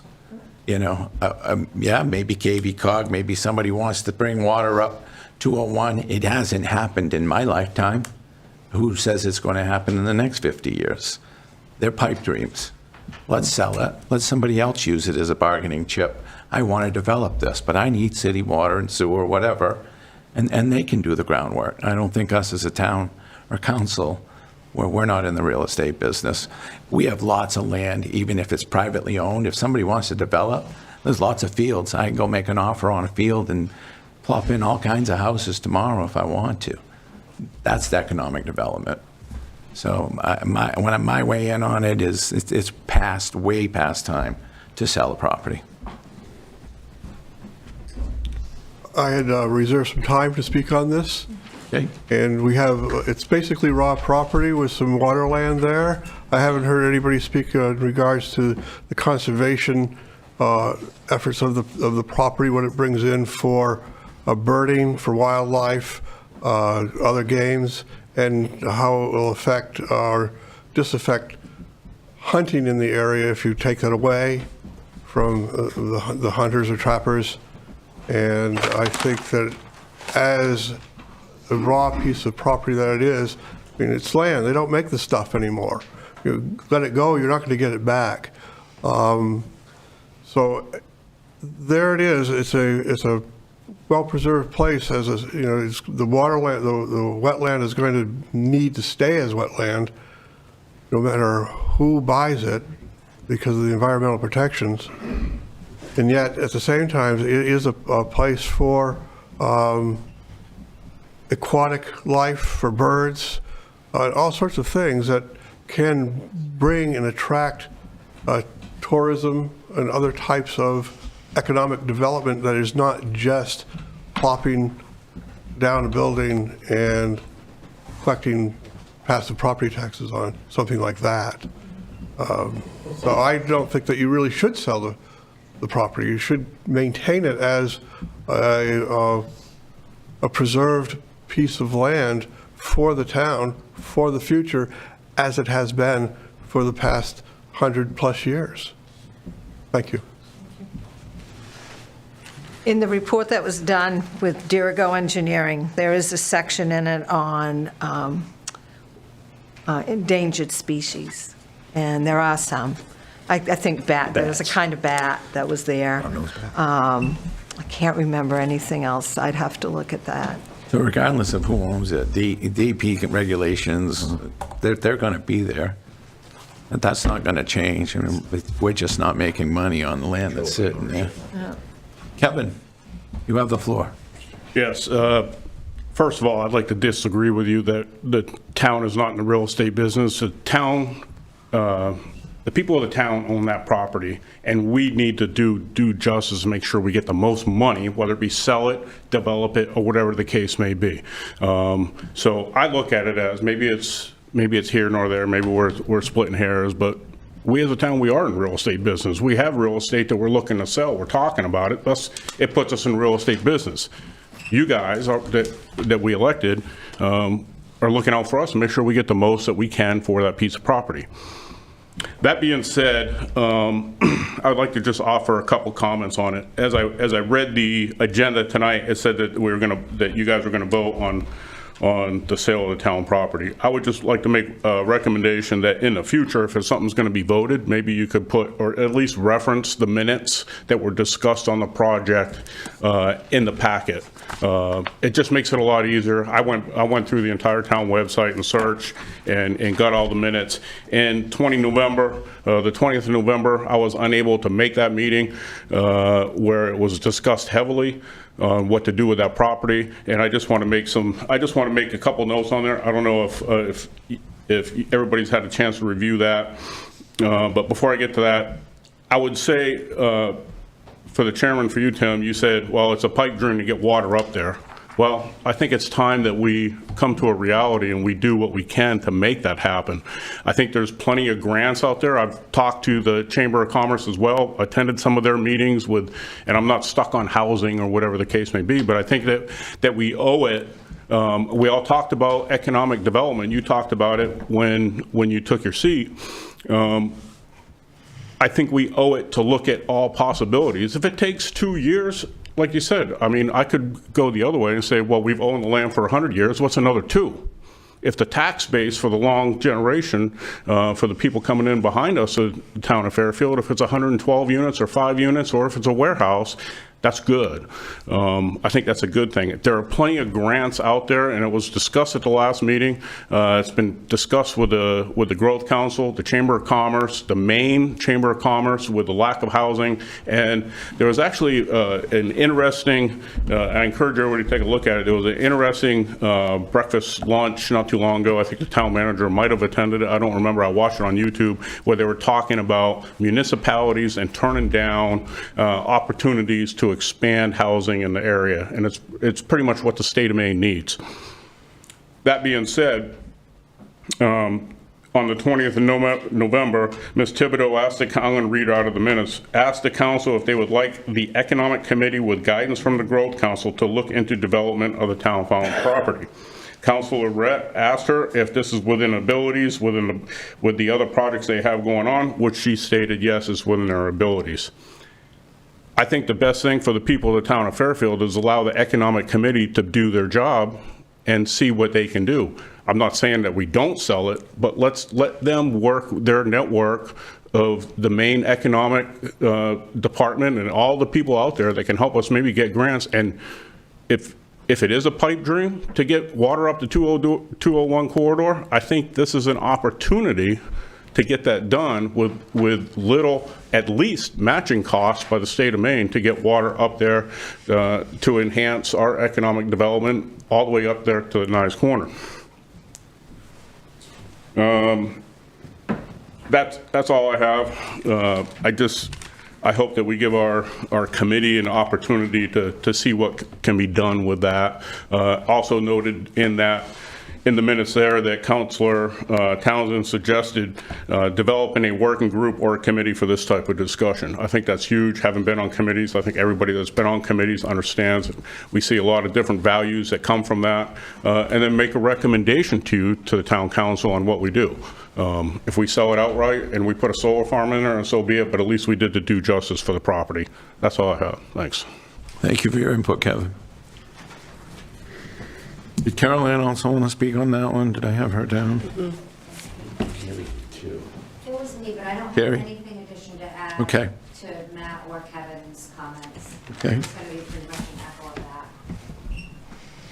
that. And I get it. We don't want, but I think Kevin hit it well in the fact we have held it for 130 years. Waiting another year, it's not going to kill us. I sat on economic development probably 6-7 years. Steph's been on it forever. I have served that for a long time. This isn't something that we haven't tried to do way back when I served on the economic development. It's never been taken seriously. Never been taken enough. seriously. It hasn't. So how long do we give it? Simple. Put a time frame on it. Simple as that. My feeling is that the Economic and Community Development Committee, if you want us to take it on and see what we can do, I don't know. We've got the report from Dirigo Engineering. Again, it's networking at this point. That's what I foresee happening. And then what could be the prospects for that land. So this has been discussed like 38 times in the last. But we've how never long? done anything. Well, if we just said in November meeting that we said, let's bring it to the Economic Development Committee. Yeah. And I know it's No, only we been didn't. a couple We of didn't even months. vote on No. We My didn't vote question on it. is too, since, I don't know how many projects we have on our committee. Well, we've got We got 3 going on right now. We've got Mill Island, we have the downtown redevelopment plan there, and we've got signage. And you've got to remember, all of this takes a long time to get done. And even to get the grant, and then a matching grant at how much money the town has to put in, rather than it being on the tax payroll and us receiving tax money instead of using, it's, right now, it's either a bargaining chip and how long we need to make a plan on, we'll give it this amount of time, and that's it. We've done our due diligence. To me, or we put it sometimes- on the tax rolls. Sometimes, Tim, I think we're putting the cart before the horse. what we really need to be focusing on is getting the utilities up that 201. And then the next phase would be, okay, let's take a good look at the town farm. This is unused property, what can happen? Just like But we don't have any incentive right now for anything to happen. If we had public water going up 201, that to me is a big incentive. And it's not just for businesses, it's going to be for homeowners too. So So I changed my mind. Okay, floor is yours, Carrie. There's a lot of talk around town about bringing businesses to town, and the focus has been so on Main Street, and let's get it out into the other areas. We need infrastructure. If we want to attract businesses, we need utilities, and we need infrastructure to do that. And this is a bargaining chip and a way to do that. And I understand what you're saying, Tim. We've owned it for all of these years, and it's just sitting there. But do some diligence. Don't have a knee-jerk reaction to just get it out there and sold. Think really hard about what you want to do with it, because as Mr. Sazak said, once it's gone, it's gone. So give the Economic and Community Development Committee a chance, or form a different committee to look into what can be done. The way that projects work, and I do project management is a big part of my job, you can have several projects going at a time because they're in different phases. So while we're waiting for things to come back for Mill Island Park, we can start looking into this. Two things can be done at the same time, just like two things can be true at the same time. I think you need to give it the diligence that it deserves, to look at infrastructure in a way to get a developer in there that's willing to help share the cost with the town. We got set priorities too. All our projects we got set phase 1, phase 2, and 3. Which we had. And right now, we're all over the place. No, we're not. No, we're not. I disagree with you on that. I disagree too, and I think that, I mean, the people that are on that committee, everybody's working, things are getting done, it's not just a lot of talking, and I agree, this property has been talked about over and over and over without a lot of doing. It's time to start doing, but give it a chance, that's all I ask. Thank you. So I want to, hold on a minute here, because you're on economic development.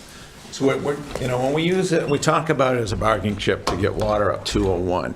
How far is this property up the Ohio Hill Road or Green Road from 201? That's like saying I'm going to bring water on the 6 Rod Road.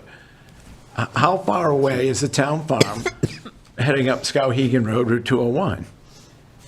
We may develop up 201 and may get it up to connect to Skowhegan. I don't know, but now we're talking coming out into the center for a parcel of land that 75% of it is unusable. And yeah, it's just not sitting on, there's lots of vacant land that we collect tax roll on. And it doesn't mean it's going to get used differently. So do you know how far up? I don't know. No. Kevin? The town farm property has a right-of-way to the corner of Ohio Hill and 201. There's a right-of-way, an old road that goes right up through there, so there's access right at that corner. Thank you. Yeah. And the other thing is, there has been talk, the town manager can probably say more about it, but when we were talking about bringing public water up, Hinckley, was it Skowhegan that was interested? Sappy was interested. I mean, we just lost our opportunity for some really big grants. Yeah. And because of the vote, so it just kind of fizzled. The Economic and Community Development Committee is an advisory group to the council.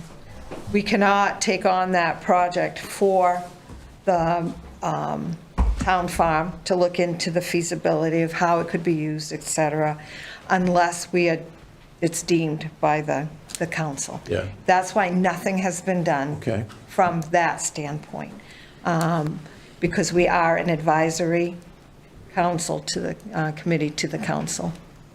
So for due diligence for the council, it would do us well to turn that to the Economic Development Committee, but I'd like to put a time frame to it. I agree. I don't want an indefinite amount. If you think a year is enough to get a plan, then yeah, I don't want to be hastily. I would go. But I'm tired of waiting 100 years to have a plan. Agreed. 3 years would be good. But And I'll that's tell too long. No, no. And the reason for that is you're dealing with other organizations, And depending on where it goes, it might be done within 3 years, it might be done within 2. But to say we want it done with a year, if you want due diligence, you're not going to put it in as a rush job. Most of the projects that we've worked on are about 3 years. And we do, like Peter said, we do go in phases. Mill Island has been done in phases. But just to get the report that you read, that took 3 years to put together.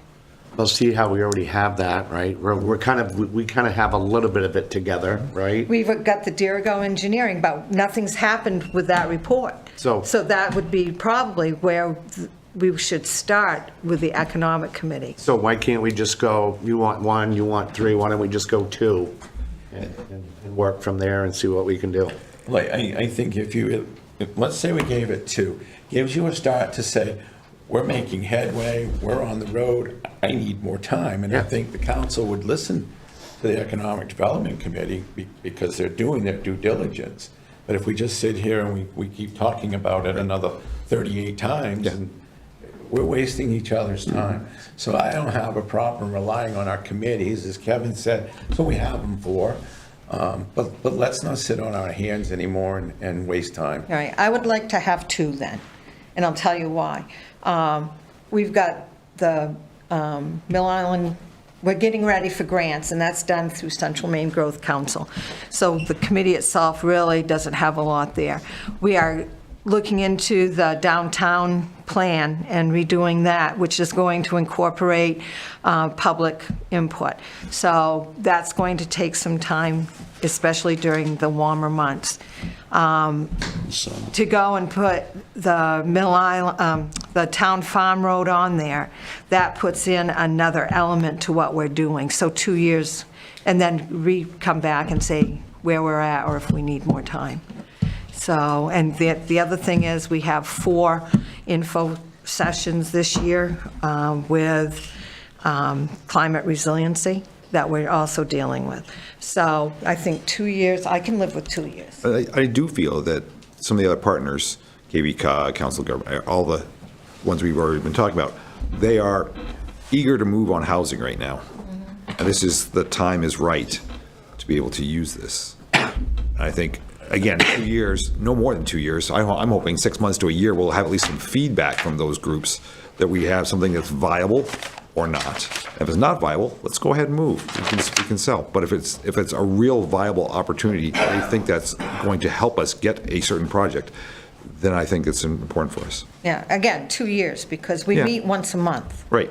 But the KV and our partners can be doing a lot of that. They do the legwork. behind the scenes stuff, yeah. All right, so you good with 2? Well, we have a motion to sell, we're in discussion, I don't even remember if we got a second to sell. Yeah, I think so. Yeah, Stephanie seconds. So I think we would have to vote on that motion to not go through with the sale, and then open it up with another motion to amend it.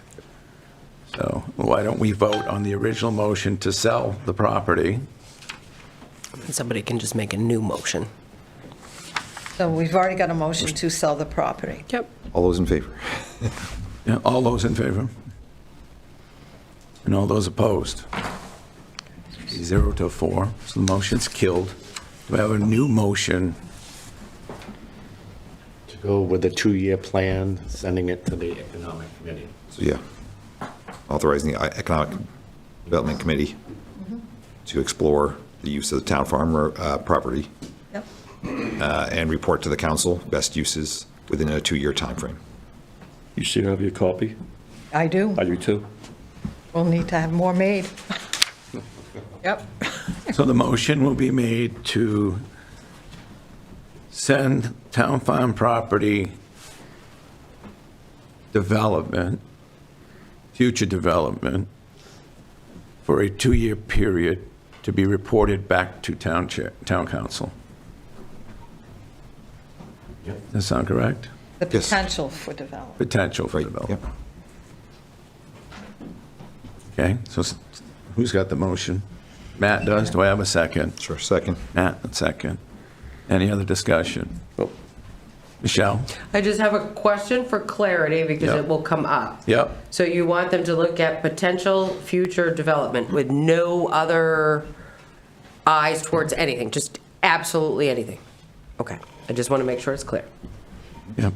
Do our due diligence to explore all avenues. All those in favor? Be unanimous. Yeah. That's good. Excited. That's a good discussion.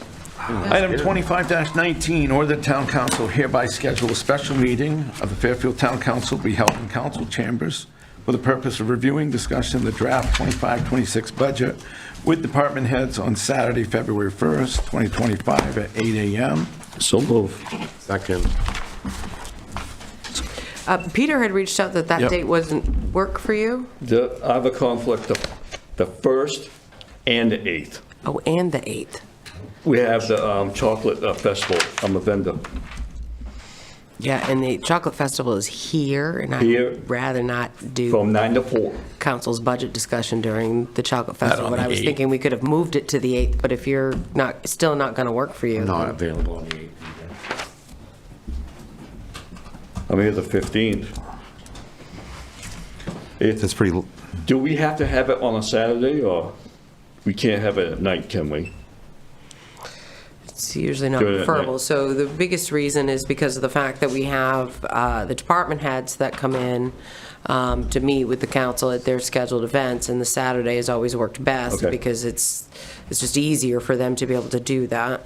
And you have the opportunity to start and finish. As opposed to doing it in the evening. Okay. Right, when people get out of work, and then that's a 4.5, sometimes 5-hour session.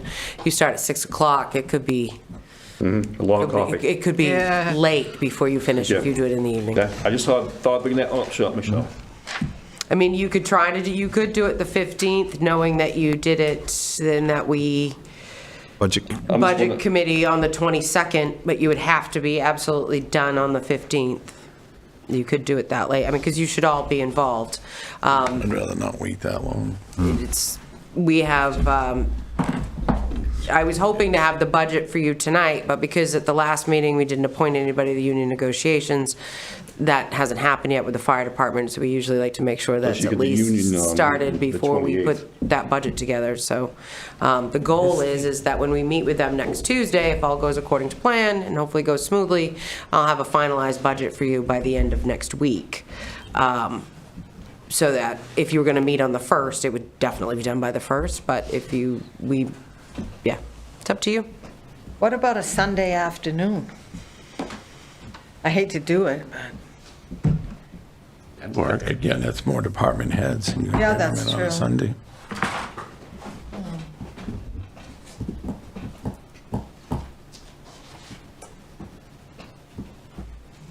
We have a motion and a second What's the motion? For the 1st? for the 1st at 8 a.m. Friday afternoon, Matt, you're working Till 5. till 5.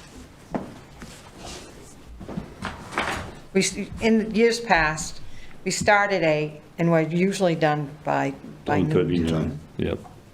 So Yeah, I'm good with that. if I'm looking at a Friday afternoon after, say, 5:30. I'm available Wednesdays. I have off now, so those are available, but obviously it could conflict with other council business. So Wednesdays you have off. Fridays, But Tim, you are working. I can take off whenever I need to. Oh, you can? the boss. So we could do a That work for Wednesday you? then? Michelle, how's that work with you if we did it on a Wednesday? It'd be a long day. My day will be the same length, no matter what. If we started at 8 in the morning, like we normally would do, and we worked on it until noon. Want to do February 5th? Way to think outside the box, Steph. Because when I mentioned Michelle, that we should have all the councilors here to discuss it, Yeah. and one can't be. So, but Mac, could we all do a Wednesday morning? Oh, yeah. Say 8? 8 o'clock. I could do 7:30 even. You know I don't set an alarm clock. Tim's going to have a hard time getting up. I'm up though. early anyways. I get up at What time do the department heads come in? Varies. Anywhere 8 from 6 8 a.m. 's o'clock. fine. Anywhere from 6 o'clock to 10, so. So, Shoot the gap on 8. why don't we do February 5th? Sounds good. I'm good. Let me put it in. So, Budget. do you want to move? 8 o'clock? Yeah, do we need to shoot that motion You can down? vote that motion down and Yeah. just do a new one. Okay, so we have a motion for February 1st at 8 a.m. No, yeah. That's the original motion. The We can original. kill that first. Yeah. Okay, so all those in favor of that motion? Oh, no, to kill it, right? Yeah. All those opposed? Unanimous? And now we need a new motion for, Make a motion, we schedule it to February 5th from 8 to noon. 8 a.m. to completion. Yeah. Started at To 8 a.m. completion. Right. Yeah. We have a motion to reschedule a special meeting for the town council to be held in council chambers, review and discuss draft 25-26 budget with the department heads Wednesday, February 5th at 8 a.m. Have a second? Second. Any more discussion? All those in favor? Unanimous? Okay. Eighth order of business, council workshop and other business. Item number 1, ideas to slow down traffic at the following intersections. The intersection of Middle Road and Norwich Walk Road, intersection of Ohio Hill Road onto Norwich Walk Road, intersection of the Oakland Road onto Norwich Walk Road, intersection of the Center Road onto the Norwich Walk Road. I brought that up because there was 2 major accidents in 2 days. One on a Saturday, one on a Monday. One on Middle Road, one on Ohio Hill Road. And I got, I'm just thinking about the residents of Fairfield Center, because I had some reached out. And I've been bringing this up for, I don't know how many council meetings, how many years. And I think it's time for us to get a study to talk about this with DOT, since these roads are DOT. Yeah, they're all intersections with Norwich Walk intersection, Road. Yeah. And to have a traffic flow study or something through an engineer come out saying, and we have all the reports, all the accidents and things like that, to saying we need to slow traffic down, because 139 is coming like Route 1, speed demons. I've been seeing a lot of traffic lately, and we've been seeing it off the Center Road too. Yeah, Center Road, the big thing is people, they come to the stop sign, and those going right just keip going. Do the They California don't stop. They do the Because they California. can see the hill, so they just keep going. And we tried the blinking stoplights on the stop signs. That didn't work. About 8 years ago, Michelle, there was a study done on Route 139 for the intersection of Fairfield Street, Ohio Hill, that area. Something was done. And it was DOT, wasn't it? It was DOT, it was like 5 or 6 years ago. 5 or 6 years ago. Did they For have the any same exact- recommendations on that? Most of the time, what they find, so they get the data on all of the accidents that have happened in those areas, and 9 times out of 10, it's driver inattention. It's people just not doing what they're supposed to be doing. People are on their phones, people are texting, people are distracted, they're speeding, they're under the influence. It's not, so when DOT does a study on a particular stretch of road, what they do is they look at sight distance, they look at turning parameters, they look at all of those things, and what is the set speed limit, and is the speed limit conducive to the conditions of the road, so visibility, straightaways, that kind of thing.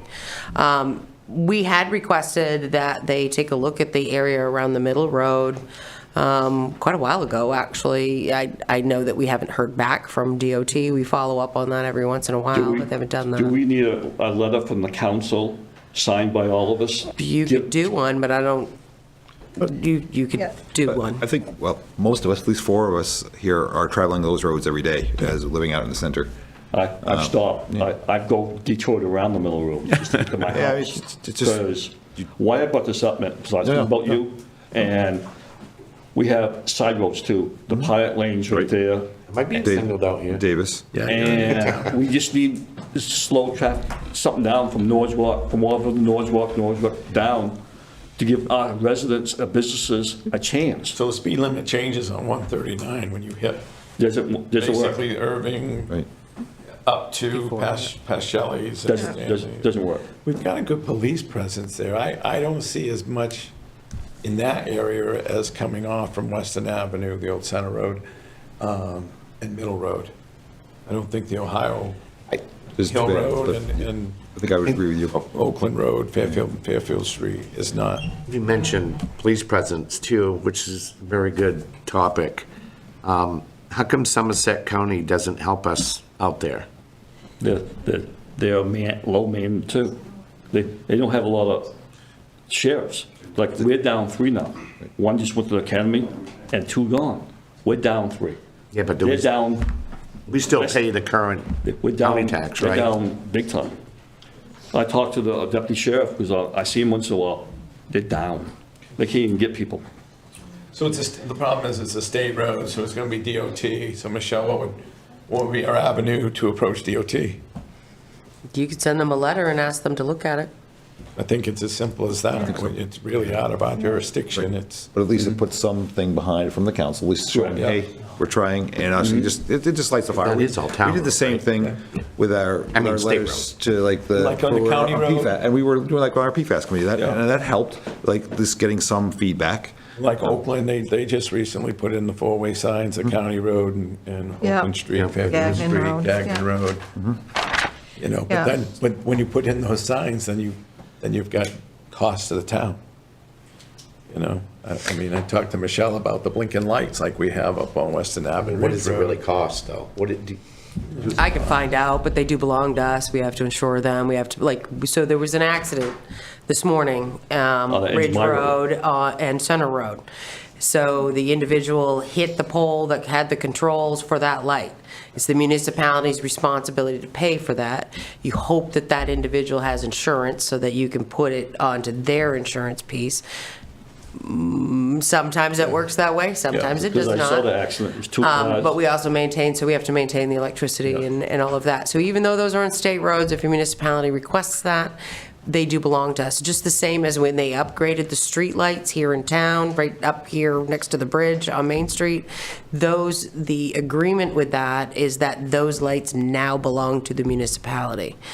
We have to follow DOT's rules, but we are required. And that's DOT's incur the rule costs. going forward.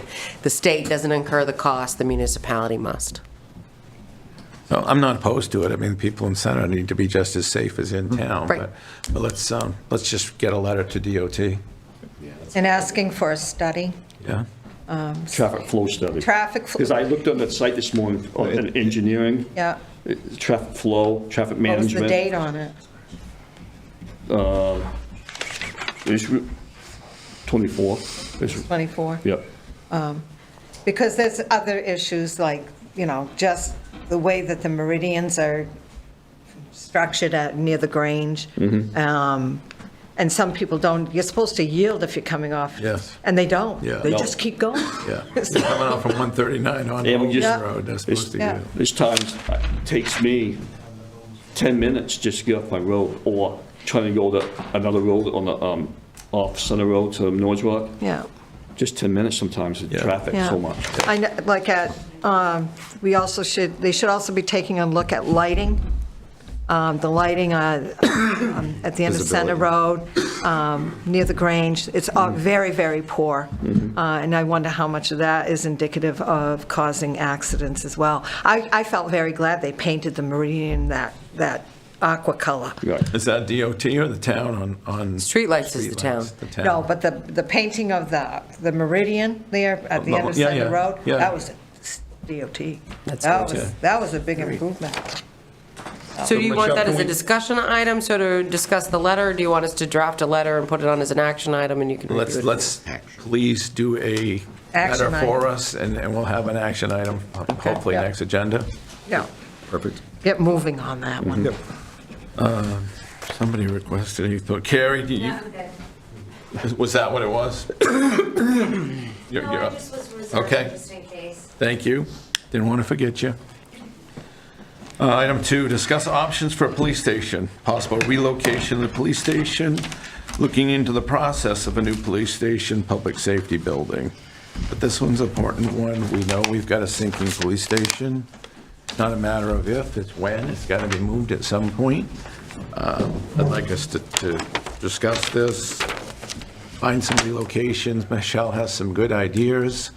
A study for a cost, so that we know we have identified a problem, but how do we pay to replace the problem? So, open to discussion. Because that's one of mine. I'm just wondering to, relocation, is there anything out there, I know it probably costs a lot, to just to relocate a police department? Because they're running out of room for new evidence and things like that, plus I keep reading the town manager's reports. Now that furnace is going. At the police station? The police station now. How was the fire department? They got one problem at the police station too now, at the last town manager report. And the chief said the building is still okay, but I'm just wondering, is there a chance to relocate them or? So Peter, you're on the building committee. I know you did a report last year. I don't know how far it went or what, but we've got aging buildings. We know that no different than schools, any municipal building, it's got a shelf life. You know, these buildings are designed, honestly, 60 years of use. And the police station's an exception just because of what it was built on. We know it's sinking, that ship sailed. Fire department's old, the town office building's old. I think we really need to develop a plan to find a site that would house all of those things, and then how do we fund it? What's the cost? Do we do it in phases? But it needs to be done. We can't put it off to the next generation, and 20 years down the road, we have to replace 3 buildings and nobody has any money. And it's something that as we do it, you need that building reserve put away for the next 60 years, so that when this happens again, it's already there to be replaced. So we're inheriting a problem that we knew we were going to have 60 years ago, but we have to look at it now. The further we put it out, the more it's going to cost. And I think that's why we started the building committee. To start, because we knew that was something actually before COVID was actually on the front burner, but then got pushed back. They said they talked about it 10 years ago. Yeah. Yeah. And so and put it on back burner. Yeah. Then Matt came, asked committee, so I knew about the issues when I became a counselor. Before I even got sworn in December of 2018, I was familiarized with the issue. I never saw it until a couple of years, 3 years later. So here we are 7 years later. Tim's spot on, isn't it? We've done nothing with it. We can't keep kicking the can down the road. Tim's spot on in the fact that we need to actually, be looking at a new building, but in the meantime, what do we do too? So we have to have a short-term and a long-term approach. And that long-term approach is looking at what that kind of building is, make sure we come up with several plans. And the short term, do you look at rental space? I don't care. If there's rental commercial space. You can put a police department in a rental commercial space if you need to. It's safe. Do you have any ideas where we could put this? What, relocation, Yeah, new well, structure? The 3 departments in one building. So we have several properties that we own, the town farm property being one of them. There's property also on 201, that's about 27 acres. There's land availability on Industrial Road up next Public Works, which probably would be your best possible option, or you could acquire land. We do own some land off Escalon Drive. It's not conducive to this kind, the topography is not good. No. There's a holding pond, that doesn't work very well. But Industrial Road would probably be your best option. Because the fire department, right, we have it right there, they got the train center right there. Right. Not too far away. I guess how do we, Well, we share a service with fire with Benton, so, we'd have to have a spot that they agree is still neutral enough that they want to be part of our service. Industrial Road has everything we need, water, gas, sewer, it's already there. I think we need to send, like we just did with the Economic Development Committee for the town farm, I think we need to send this dire to the building committee and say, let's get some spots for relocation. And I think Michelle already has some ideas that would work. On that, Michelle, do we need a new plan, or I know we had a building committee, or do we just need to? So the building committee technically doesn't exist anymore. Its appointment had expired, so you would need to recreate that committee with a new direction and then open that up to applications for people who want to be part of it. So a new form? And you could just ask to bring, but yeah, it would just be one of those new committee creation forms. Yeah. And you could ask that, obviously, anybody who was involved before, if you want those same people to participate, you could do it that way. It's up to the council. So could we request that as a action item on the next agenda to create a new building committee? So the council is the ones that a council member is the one that fills out that committee form. So somebody would need to, all they have to do is Submit make it that to you. out and get it to us prior to your next meeting. We'll get it on there. I think the sooner the better. And again, to Kevin's point, let's utilize the people that we have in these committees. Hopefully, we get some great applicants. I mean, we've got enough out there that know what they're doing. Michelle's done a great job on our reserves, so if we have to have engineered plans done up, let's do it. Let's get a cost. Let's get this rolling. It's not a matter of if, it's when. It's going to happen. So let's do our due diligence. I know Robert wanted to speak.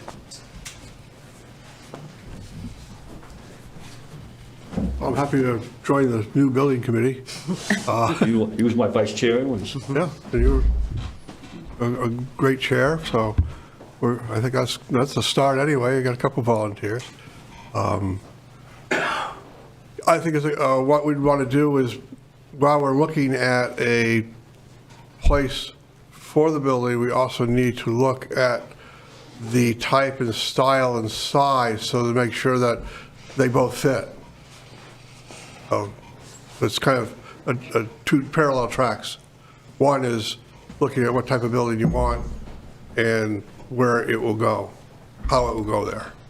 So I think department heads would need to be on that committee once we find the location, but as you get moving on their needs, those would be the people you'd want on that committee as well. everybody, we want everybody on the committee. Yeah. All voices. As far as existing public works buildings, I think there's plenty of them out in the state that we can just find them and use those for models. You don't have to reinvent the wheel. But we need to look at what wheel we want. I mean, if it comes down to the building falls apart tomorrow, we're going to find a temporary solution, but why wait? Right. And as we look at developing new buildings, we know we need them. We just do. We could do it in phases. We have to figure out how we pay for it. I'm probably going to be the most conservative person here. I want to figure out a way to pay for it before we pull the trigger. But it needs to happen. You have to save for tomorrow. Have to pay for it. Somebody's got to pay for it. So. And I know we're focused on public safety and making sure that our all our employees are safe, which is really important. But also I look at, this is part of economic development in downtown. Yeah. Because you're looking at prime downtown real estate potentially that could be used. That's true too, yeah. You can really look at that economic development down the road. And not that far down the road, you can really redevelop the downtown based on that. You don't need me. Thank you. Thank you, Robert. Do we have any more discussion? I think one of us can send in for an agenda item to start a new building committee. Peter, do you want to do that since that was your committee? Yeah, I'll do it. Really great, thanks. I was about to write one, but you. When you need it by, Michelle? Soon? that letter? Should be by your next packet deadline, which is next Thursday. Okay. I think I sent the same copy. Tomorrow, Peter. You got nothing to do. Okay. Any other discussion on that? Yeah, Gary? I reserved time for You this. did? Just quickly, I agree with the building committee idea for a new building, but I also think that you need to consider what your contingency plan is, because as you said, if something happens, we need an immediate solution so that we're not caught with, now we're in an emergent situation. So I agree with the long-term plan, but I think that this council needs to also figure out what you're going to do for a short-term contingency. Absolutely. Thank you. Rental space behind Cumbie Farms. Because I know. I'm dead serious. I know one You could jump right in there tomorrow. Because I know one space. Put it in an For sale, office. isn't it? I thought it was for sale. You could put an office in there and you could roll. Something happened, you know? Because, I mean, I wouldn't look at that building, the police department, and it is in really bad shape. That is probably the biggest. During election, they were offering tours, and we talk about it now, but not one single person went and toured that building. That's a little disturbing to know that we know we have these issues, and we want to keep good people, and we want to have good services, and that's been a concern that's been talked about, but it's disturbing that not a single person took up. You went? Because they said nobody came. Well, thank you for going. So what was On your voting perspective day? of the building? Yeah, not on voting. Yeah, on voting day. Right. I apologize, yeah. Not on voting. On voting yeah. day. There was an open house on voting day and nobody participated. So, Embarrassing, I know that. So that's good. Anyway. yeah. Are we okay with discussion on that? Yeah. I think we got some long-term and maybe a short-term, as Matt said. Do some research. Item 3, discuss other council business. If you have good. anything, Matt? Good. What do I have? I think the only thing was quick, like on economic development. I do think about the two areas. I know I don't want to throw more stuff at you, but in talking to like some folks from Skowhegan, Skowhegan Main Street program really meant a lot. That's probably what you're looking at your downtown program. That's a whole different category. Yep, but I think that's something for us to look at. But when Tim and I have had this discussion as well, we look at downtown, and I think downtown, Fairfield Main Street. Let's do that. But let's look at Fairfield rural. So we need to have our rural caucus to look at what we can do in Fairfield. There's lots of great opportunities in Fairfield Center, out on more of the Ohio Hill end of things. Whatever. No, really, else. we talk about the traffic problem. Let's take advantage of it. Yeah. So I think those are the things as we move forward. I really like to see that being a focus over this next year. Can't hear. Yeah, absolutely. Matt, you have anything? Just this Thursday is at the Grange is the Shelley's doing the class on making East rolls and cinnamon buns. Sounds good. Which we will be here. Yeah. It'll be over there cooking. Okay. I got one thing I'd like to bring up. When I was on economic development before COVID hit, we were looking into a Fairfield Heydays. As Matt and I talked, Skowhegan does like Midnight Madness, and Clinton's doing things outside. I know we have a reserve fund with some monies in it. Kim Hawks and I were really into it. We'd had Pepsi on board. Just things like hay rides and bingo and field games, and just different things that we were going to hopefully do at the Pal Field. As we get, and Matt and I have talked about it as well, I think as the warmer weather gets here and economic development has time, maybe let's try to start that again. I'm behind you with that but it takes people who are willing to come in. I will be the first one to volunteer, so. It takes a lot of work. That would be a huge committee, but I think, you get some tents down there and maybe a barbecue chicken dinner, something outside the box Yeah. to bring our community together. What would be nice, in 3 years, it's our sesquicentennial or something like that. Anyways, Have it ready for that. start planning now and do it in 2 years do something, then third year make it something big. Big, yeah. And that's basically what had happened with Fairfield Days. Yeah. We led up to the, whatever number that one was. And you can think of a theme that fits Fairfield, maybe, and you know, what it is, you're using the river, you do a triathlon with the river, who knows what else you do, bring stuff in. Maybe we can get the Ironman competition. Heck yeah, you got our old history with the sawmills where you bring in more of a logging, I know Skowhegan does their stuff, but we Yeah. can do stuff. We Yeah, can, logging We just need people that want to do it. A bed races. What's that? There was talk about bed races. Oh, I know, that would, yeah. I've been to those, they're a lot of fun. There's so much we can do with it as far as So much fun. car shows and things like that, so. Agreed. Okay, I'm going to move on as everybody wants to wrap up. So the next regular scheduled meeting, Did The Matt Fairfield not Town- have anything? what was that? Did you not have anything?